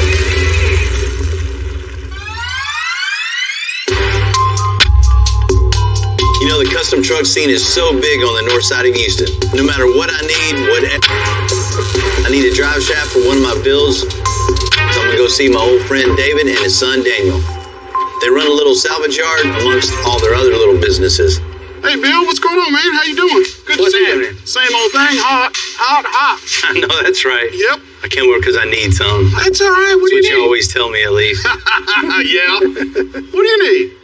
Man, I need a two-piece drive shaft. You know, we always mock up with those things, so. I have to get them out, but yeah, we got them. Whether it's their mud trucks or whatever they're interested in at the time, I always like seeing what they're up to. Sometimes I like taking them for a run. Hey, what you got going on here? Oh, that's our little race truck we've been working on. What's up, Bill? What's going on, man? What's happening, man? Oh, you know, another day. So you got your little Colorado and just got after it, huh? Man, let me check this thing out. All right, let's take it down. The customization comes in all sort of shapes, sizes. This is just a prime example of that, of just taking an old truck, cramming a big engine in it, big turbo, and just seeing how fast it'd go. What do you think of this, Bill? A little LS, huh? Uh-huh. Everybody got to have LS nowadays. Yup. So, you know, we're just trying to get in where we're fitted, man.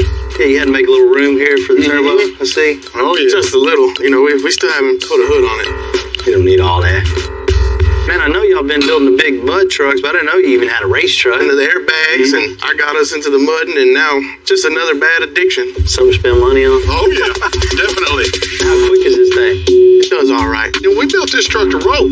I mean, of course, it's got an 88mm turbo. Oh, yeah. 2-speed power glide. Mm-hmm. Got them fresh Hoosiers on the back, too. Fresh new tires. That has no choice but to go. Hey, it rolls out good. That nitrous works, too. Oh, yeah, absolutely. Thing's cool, man. So you got the cage in here. Get the harness in here. Oh, yeah, you gotta have that. Trust me, you're gonna want to use those. Come over to get a drive shaft, stumble across the Colorado with the crazy LS in it, turbo. It's a good day. All right, guys, we gotta go out back and get that drive shaft built. All right, appreciate it. Anytime, sir.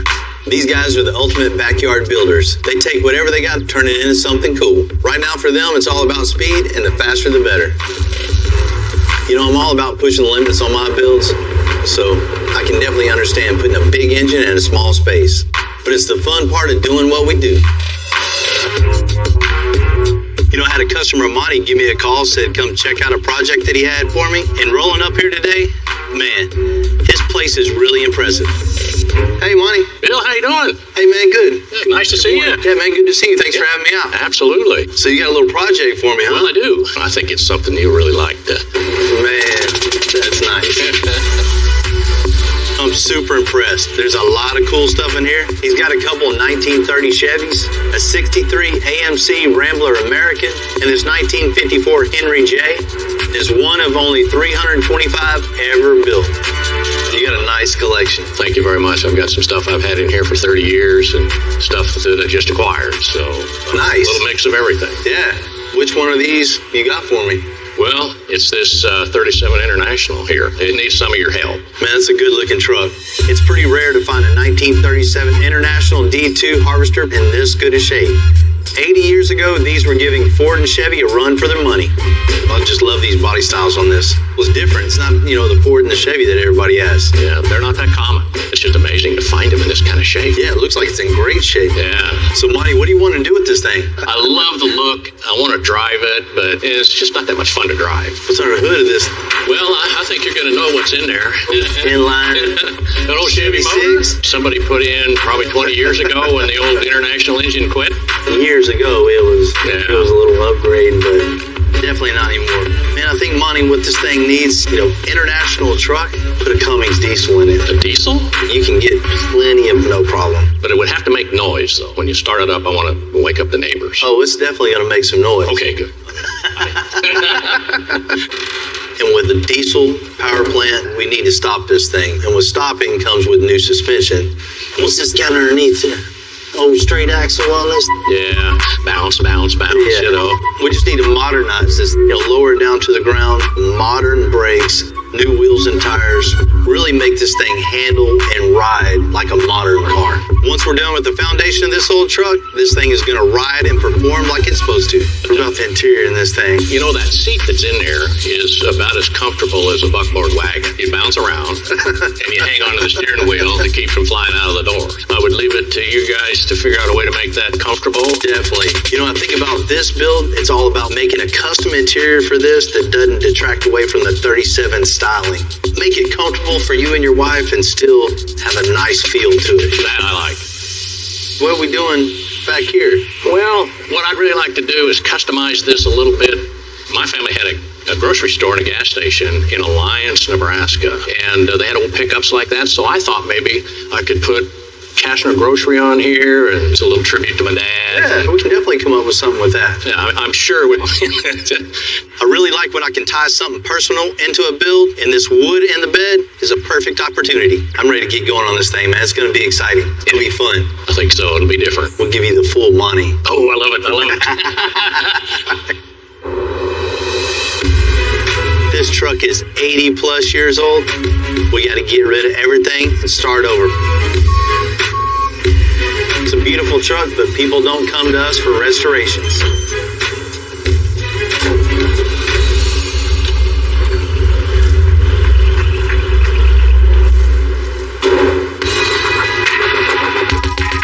I don't care who you are.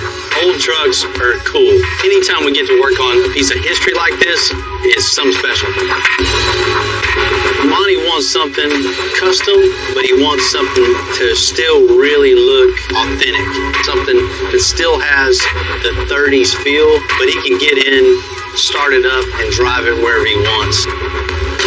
Builds like this are super cool to me. You get to keep a truck like this on the road and still get to put my spin on it. You know, it doesn't get better than that. What are you doing? What's up? Remember in old times when you used to do that for a living at the service station? Yeah. This is a customer of ours, but he wants to keep the 37 styling. And it's actually pretty good shape for a 37. Yeah, this thing's in real good shape. I'm thinking on this, let's pull out this old inline 6 and replace it with the inline 6. But not just an inline 6, 12-valve Cummins. Oh, we're going to put a Cummins in here? Yeah. It's not going to fit real easy. No, it isn't just a drop in, drop out. It's an inline 6 to inline 6, but he's a little bit involved with that, right? To make that other engine fit, we're going to have to cut the firewall all out and just make it a lot of room that isn't there. You know, Monty's a pretty tall guy, so we want to build the sheet metal around the engine as tight as we can, so it gives him a lot more foot room in it. And with that, we want some upgrades underneath the front end also. You know, as a straight axle underneath this thing. Doesn't stop, doesn't ride, doesn't drive like a stagecoach with a straight axle under this thing. Yeah. We're going to build independent front suspension for it with some nice disc brakes on it and a big 20-inch wheel with the same overall styling that's on there now. That's going to look really nice. What are we going to do about the interior? Check this thing out. As you can see, you know, no frills here, right? Man, I've seen farm tractors with more options than this. Right. We want a comfortable seat. We want to change out the column to put new glass in it too, because you know, just full interior. This is Bill's. It's just a little bit. It's a 5-minute job. Yeah, it's an hour-ish. As far as the back goes, check this out. You know, back here, of course, we're going to get it down with coilovers also. Put a Ford 9-inch in it, you know, fuel cell. Yeah. You know, on the bed of the truck, his family has had a grocery store throughout the years. So he wants to put, you know, a little plaque on the wood here to commemorate his family history and the store they've had. So it makes it real personal. Yeah. That's a pretty cool idea, doing that. Well, man, let's get this thing on the rack and let's figure out how we're going to get the engine out of this thing and put that other one in. All right.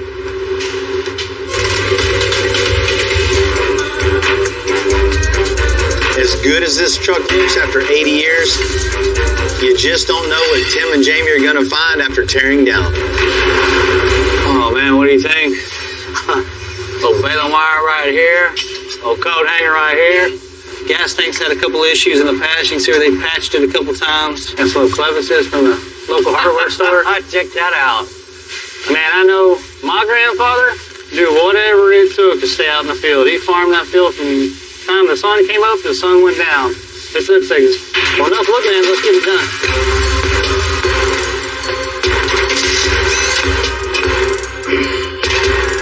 Man, look at this right here. That big old arch in it. Looks like they definitely might have jumped it once or twice. Man, I'd have loved to see this thing going through the air. Imagine how it felt like that. I really like working on trucks like this because you get to see how they did it back in the day. These were made by hand, you know, an assembly line instead of now like the cars made by robots and machinery. It's a different kind of feel when you're working on a vehicle like this. It's a piece of history.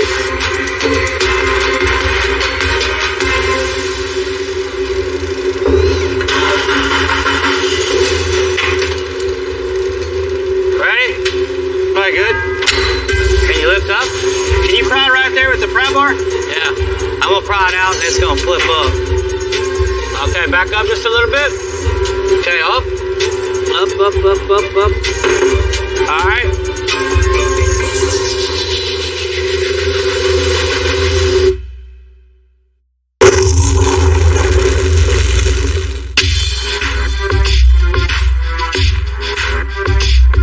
I want to go with the Cummins 12 valve in the International. I like the contrast of putting one of the toughest. They stopped making the 12 valve back in 1998. So I had to have the Wells family find one. What's up, fellas? What's up, brother? We got your diesel. There it is. This it, huh? Yes, oh, 12 valve. Where'd you get this thing at? Out of 97 Dodge, ready to go, bro. We got the same engine in our drag truck. This 1,100-pound, 5.9-liter engine has over 400 foot-pounds of torque. But what makes this stand out is its durability. Man, this thing looks like hell, but it runs good, right? It's gonna run good. She's solid, bro. It has a fully mechanical fuel injection system, so it basically self-lubricates. This thing will pretty much outlive us all. This is exactly what we needed. Glad we could help. The 12 valve Cummins, the best diesel engine ever made.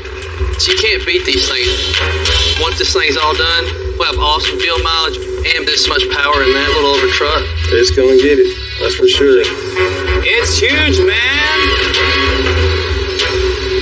Watch out, Tim. Not every day you put an engine in a truck that the engine weighs more than a truck. It's pretty unique. This is gonna be fun. We got a ton of support underneath here. We're going to start by leveling the body and frame all back up. We don't want to go in and just cut the whole firewall out and the whole. We're just getting it in, seeing what the next cuts need to be. Kind of put it half-ass center, Jamie. That's pretty close right there, Bill. So it's just a little at a time. Cut a little bit, inch it in a little bit. See what else you have to cut. Cut a little more, inch it in. Get a little at a time. So you don't have this huge opening in the firewall to have to recreate later. You know, getting this heavy engine in this truck is a challenge. But not only getting it in, you got to get it mounted properly. Now we've made tabs off the frame back here. That's the tubing coming down, going over a center mount. It'll all be rubber mounted. The motor be mounted on rubber. Transmission mounts be mounted on rubber. We just totally reinforced everything 100%. It's beefier, it's heavier. It's not going nowhere.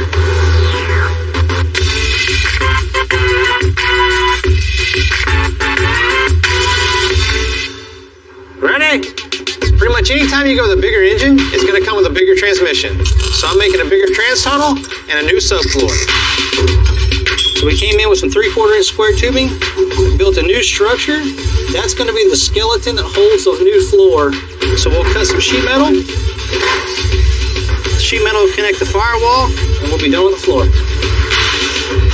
There's several ways to do this, but me personally, I like to bend as many bends as I can.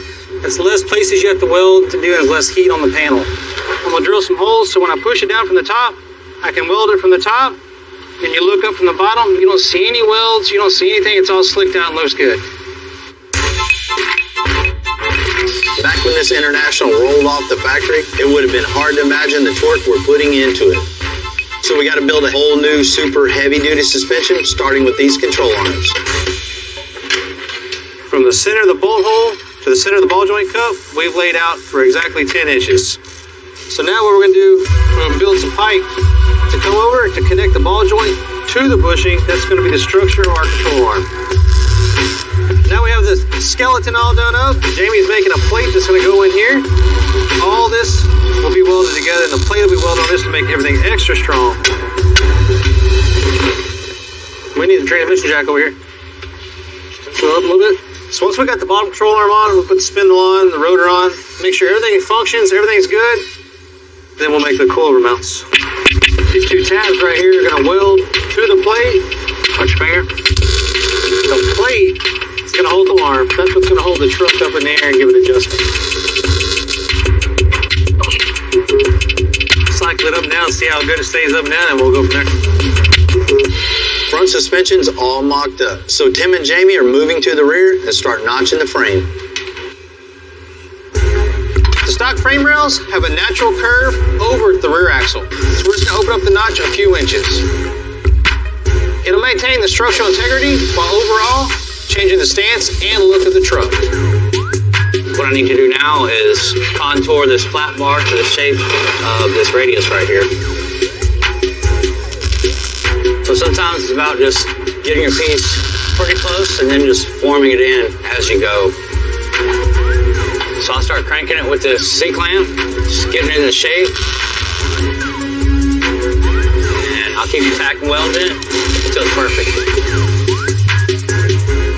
So you can see the inside now, it's capped. It's got a nice shape to it. It's contoured to the template. I need to go ahead and weld that in, grind it down, and be good to go. I actually like the way this looks. It looks better than the original. It's got a little bit of style to it, nice shape. It's going to look good on the frame.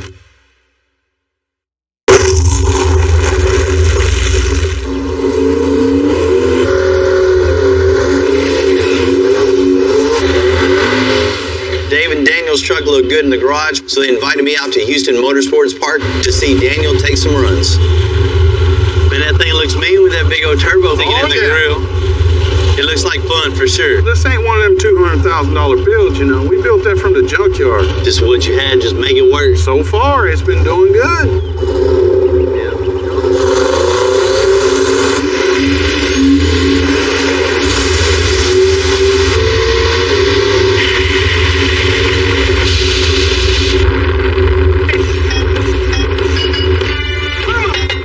Man, Dave, that old truck's running good. Looks like it's hooking up good and going straight. It's making a little power, too. Hey, it ain't bad for a backyard build. I think it goes.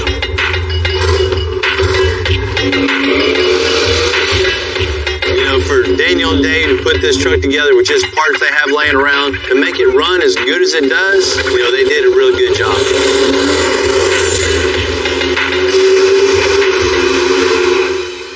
Oh, Daniel can drive pretty good, too. Oh, yeah. I showed him how to do that. He's got it. Me and Dave go way back. He came over and watched me ride my bike around the neighborhood, his thing. You know, Northside, we're all a big family. We all know each other. We all look out for each other, especially if you got something cool going on. We may not come from the nicest part of town, but we do know how to make do from what we have times 100. It's just really cool to see. You know, I try to keep that mentality in everything we do. Always pushing ourselves to go from here to here. One more little nudge. There we go. That's it on the money. We got an extra large diesel for this 37 International. So we got to build an extra strong custom 4-link for the suspension. The crossmember here is pretty much the most important part of the rear suspension. Everything trails off of this, so all of our suspension 4-link components mount to the crossmember. The diesel engine that we're putting in here, it's got a lot of torque. So this is super important for it to be strong, square, and level. We'll go ahead and put the Heims in between it and bolt it, snug them. You know, in this particular application, the parallel 4-link is the way to go because it has 4 points of contact linking the axle to the crossmember. The more points of contact you have, distributes that torque all around, so it's good right there. Now the next step is our diagonal link. That's the final link of the whole link system. With the diagonal link from a fixed point to the point on the rear end at an angle, it keeps the rear end from moving side to side. Very key part of the suspension. Watch your face, Jim. Now we have all this set up. We're going to run 2 tabs off here, 2 tabs off here. That's what's going to hang the coilover. going with coilovers instead of airbags on this because he wants a static drop with great performance. It's a coilover, a shock. The suspension's going to ride on the coil spring of this. It's going to travel up and down with the coilover. And the internal of it acts as a shock. These are our mock-up coilovers we use for everything. When it gets back from powder coat, we'll put the other coilovers on with the new springs, and you'll see the final setup.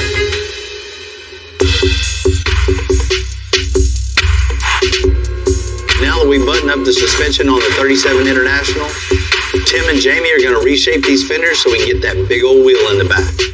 And it'll make it meaner and look a little more modern. The way this fender is shaped, it rolls this wide. So we need to extend the top of this fender over to the bedside so we'll be able to fit a wide wheel in it. So we marked a bunch of high spots on it. So you cut along that high spot. So when you continue over, it doesn't look like it goes up, comes down, and then continues over. So this is the half of the fender we're going to keep. The other half of the fender we left bolted to the bed. We knew exactly where to line this back up. A little trick I've learned in the past. Give it a little strip like this. Cut the first piece, the outer side, the most important side. Leave it attached to the metal. Do all your final grinding before you cut the second one. Just makes it a lot easier to work with. Basically what we're doing is making this flange to hold it to the bedside. This is going to bolt to the bedside. The fender will weld to this. We're going to tack this back onto this fender. Now the template in the back is the same as this radius on the outside. We'll come in here, we'll cut a section out of the back. Then we'll sheet metal from here to the template, tack it, get that one good. We'll work our way to the front and do the front piece. The flange that we built is what's going to hold it to the bedside. We can unbolt that. The whole fender comes with big fat tires.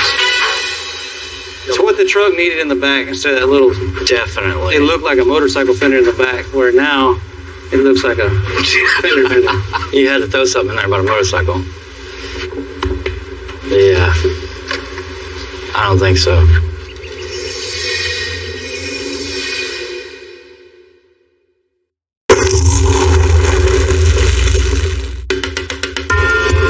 We're putting a lot of custom upgrades into the International. But when it comes to the interior, we're going to refurbish the seats to still keep some of that 1930s look. The hard part about using the old seats, sometimes the springs just twist and break. There's not a lot of guys that's still around that can fix these, but Joe's been doing this longer than I've been around. Man, I got a 37 International, still, a vintage looking truck, and I want to keep that vintage feel with a little more modern touch. Yeah, we'll get rid of all this horsehair, and I'll put some nice comfort foam on there, tie the springs up, fix the framework. Man, you know what I need. Nothing to it, buddy. I've been helping you for years. You think I'm going to stop now? Better not. No problem, buddy. Let's get it loaded up. All right.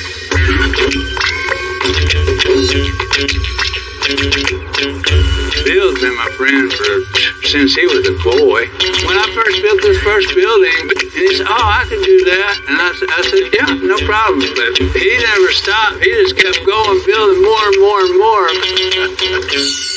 Oh wow, this broke right there. That used to go there, and this used to go here. So we're gonna have to bend a new edge wire and put it in here to attach these springs back together, make it a permanent part of the seat. Where's Bill at when you need him? I need a welder, man. But I've done this ever since I was a kid. They used to make them a lot better than they do now. Now, they don't have springs in the seats no more. They just got foam on them, so they're not as comfortable. I think we need to get this right here. These young guys now, all they do is fix foam. So if you need your springs fixed, you gotta come to an old guy like me. We're starting to get a shape to the seat. We're going to put a piece of carpet on here to keep the springs from cutting up through the foam. Wrap these edges. We're fixing to make our patterns. We're going to make it out of another material that's not our leathers. Watch your fingers. That way we don't make no mistakes with the expensive material. This is our black leather we're going to make our seats out of. It's nice, pliable, soft. The cut. Let's see how it looks. Now Now all we gotta do is staple this down, and we're gonna have a good-looking leather seat. We got one seat down, one more to go, and we'll get this back to Bill.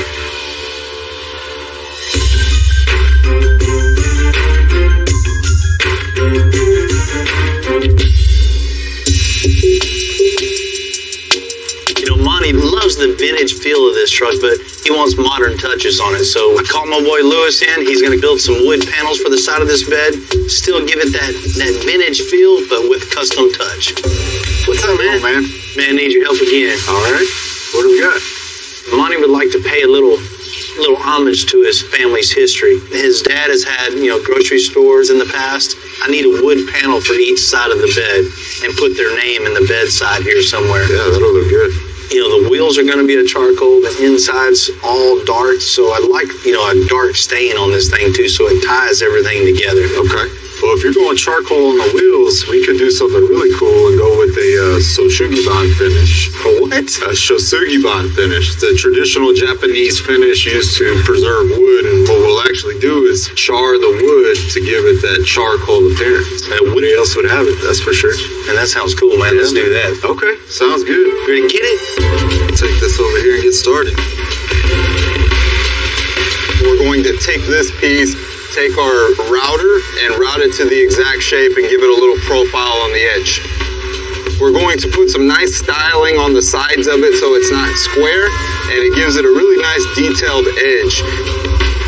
All we have to do now is put the Shosugiban finish on it. So we're gonna fire up the torch and get started. So it's really important whenever you're doing a Shosugiban finish that you keep the flame moving. We don't want to keep it concentrated in one spot too long because it could potentially catch on fire, and we definitely don't want that. So as you can see, as we're doing this, it starts to really highlight the grain of the wood, and what that's doing is it's burning out the softwood of the oak and just exposing that hardwood, starting to look really, really nice. Get that look that Bill was going for when he said he wanted the charcoal gray. What better look to give him than an actual piece of burnt wood. Now I'm gonna wet it down just so it doesn't get too hot. Now you can see how all that water is we're looking for not just the look, but this bed will be protected for many years to come.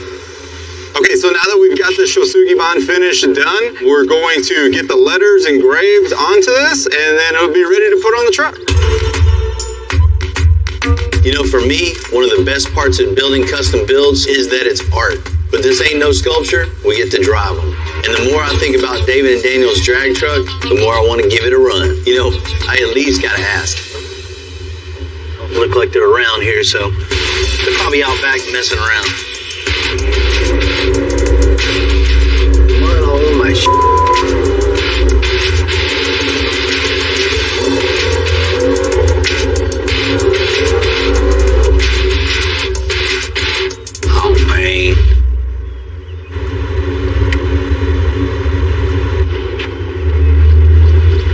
come get us. Man, here we are.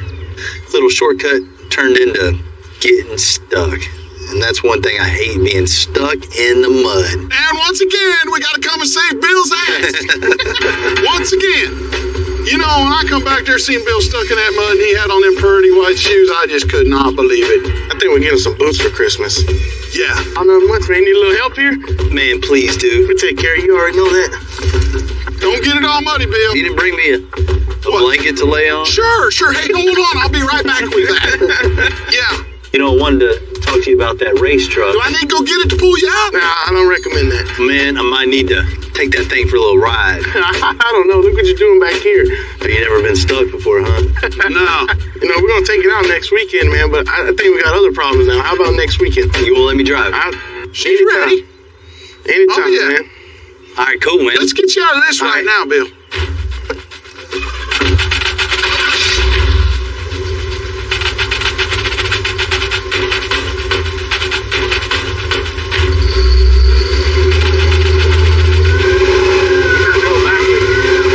He ain't moving, he's not centered. He had to go backwards. Man. sometimes getting people out of the mud, it's easy, but other days it's a lot of work. You know, I enjoy that part of off-roading. You're gonna get stuck, you know. All right. These things happen. This bumper's for looks, so. It's gonna look good behind this Jeep. Let's do it. Come on, you got it. Straighten up, Bill. Straighten up. Man, thanks. Anytime, Bill. Yeah. Oh, yeah. The truck's ready. Man, appreciate it. I'll see you We then. got you. We got you.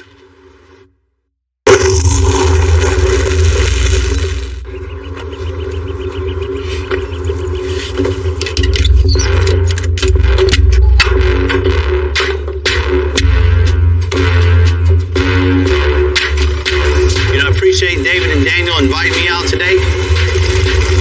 I can't wait to get in that driver's seat, see what this thing can do. Back. Yeah, there you go. So Daniel, tell me about it real quick, man. Give me a little tutorial. All right, make sure your steering wheel's latched on. You got your water pump here. You're gonna go all the way back to first gear. Bam. First. Yes, sir. Second. That's it. When you let go of that button, you're going for a ride. You're leaving. Cool, man. I got this.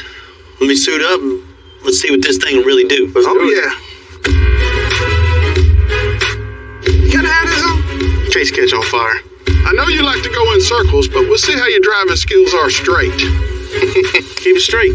Yeah, Hey, you got this, brother. You got it. You got it. Handle it.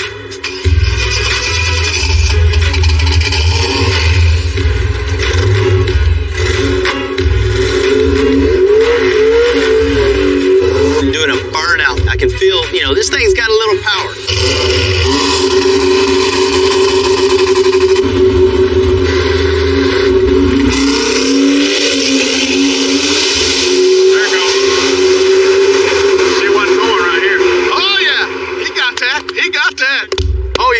And not bad for first pass. Yep. Man, releasing that button, feeling just the torque of this engine, the power pulling you back in the seat and just holding this thing straight the whole time. Man, it's just exhilarating, exhilarating, exhilarating. Well, what do you think, man? What do you think? What up? What do you think? Oh, truck runs good, boy. And the 6 is on the first pass. That's rolling. You know, it's a great way to start off your day. You don't need coffee or energy drink. Adrenaline rush is the best way to get it going. Man, that was fun, man. I tell you what, I've been needing that. You know, working so hard at the shop, man, you just get in the grind and get to come out here on a day like this and really release the frustrations, man. It just clears your mind, and I needed it, man. I really appreciate that. Does that baby roll or what? It does, man. It runs really good. We're gonna build one. You better watch it. That ain't nothing. That ain't nothing.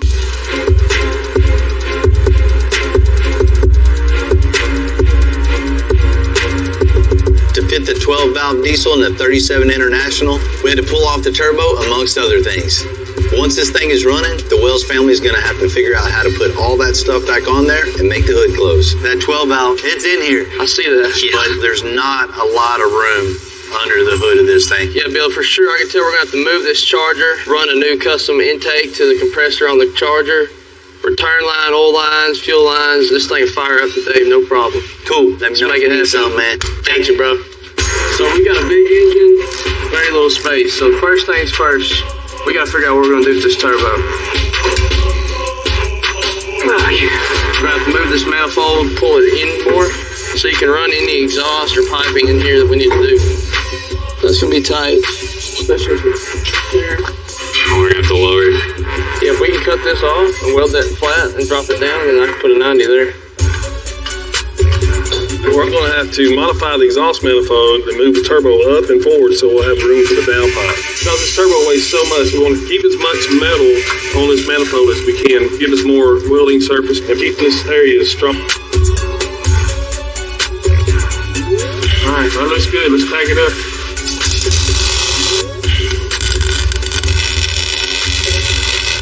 Alright, I think we're ready to go, guys.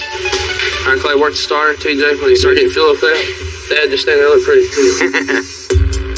What we like about these 12 valves of 5.9 is that they're very, very tough and rugged. They're simple to work on, and they make some of the greatest noises on the planet. Alright, ready?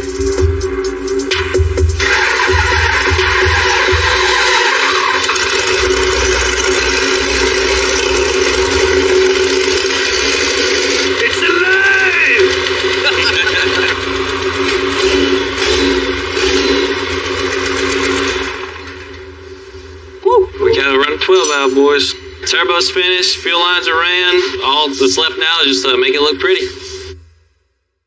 Well, it all started with this one right here.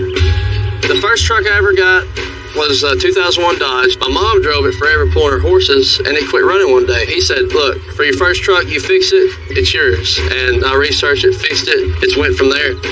He started fixing his truck up and racing everyone around town. And before we knew it, everyone was calling him and dropping their trucks full of trucks. And we were like, well, I guess we better start a shop. And even poor Clay got suckered into all this. I was the dedicated flashlight holder for a long time. It was pretty great. I slowly graduated into more the technical side of it. Between the three of us, I mean, we can do anything. You know, as a dad, I'm living the dream to be able to work with my sons every day. It's awesome. These two guys have taken this way further than I ever dreamed. I'm proud of them. I'm blessed, and I'm glad that we all get to do this together.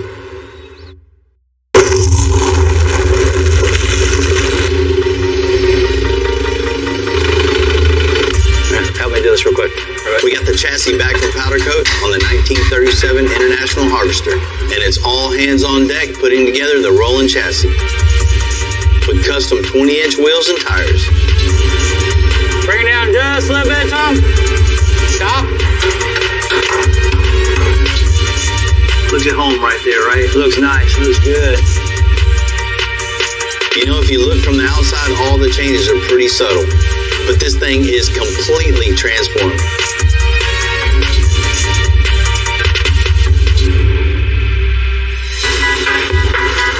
You know, Monty had a talk with something really cool and custom. Well, there's next to nothing 30s underneath this truck anymore. You know, I hope he likes it, because I know I do. I gotta say, this is one of my favorites. I'm gonna give it back to Monty today, reluctantly. Hey, man. Good to see you. Good to see you. I'm excited. I gotta tell you, I'm excited for you too. When I came to your house a while back, you wanted the farm truck vintage feel, but something you could just get in and drive and terrorize the neighborhood. And maybe irritate the neighbors a little. We definitely got you hooked up with that for sure. The anticipation's about to get the best of me. Let's check it out. Okay, cool. Oh wow, look at that. That's amazing. Oh man, gee, Merry Christmas. I can't believe it. Oh my God. Oh, the smell, the noise, the stance. It's perfect. Like it? Crazy. Hey man, how you doing? Pretty good. How about yourself? Oh man, I'm doing great. I can't wait to see the nuts and bolts on this thing. This is crazy. Once we got going on this thing, we've just gutted everything. At one point, it was just a cab. Just a cab and frame. We started building from there. When you came in, this thing was pretty much 100% original. That's cool for the vintage look.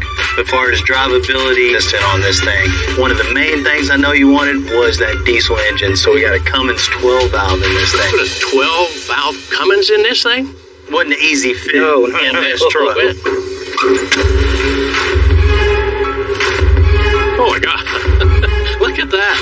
How in the world did you stuff that big motor in that little truck? Pretty much only see the front four cylinders, right? Yeah, that's it. The other two are inside the cab. Okay, good. You know, that isn't an easy trick there. We cut out the old firewall, got it in place, and just pretty much built a new firewall, new transmission tunnel around the engine. That's amazing. Amazing. When I fire this up, I think all the neighbors around me are going to know that the old International's running. This all fits in there, the hood closes and doesn't stick out. That is just off the scale cool.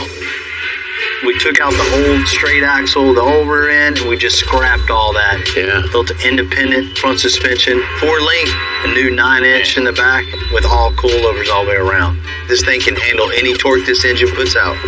The attitude's right now. You see how this thing sits on the coilovers? That's a perfect stance I wanted. Tire width, they're kind of like the old wheels that came off of it. Right. Exactly what I was looking for. It's amazing. And to get it down that low, we had to... You nailed it. They're not out of proportion. They match the front. It's perfect. Most people will never notice it. I had to look at it a couple times to see what had happened. All the subtle custom features that are really off the scale, you can't see them. They're so subtle, and that's perfect. That's exactly what we wanted to do. Oh, man. Look at that. this truck had never had it so good, right? You know, I mean, it was just bare metal here.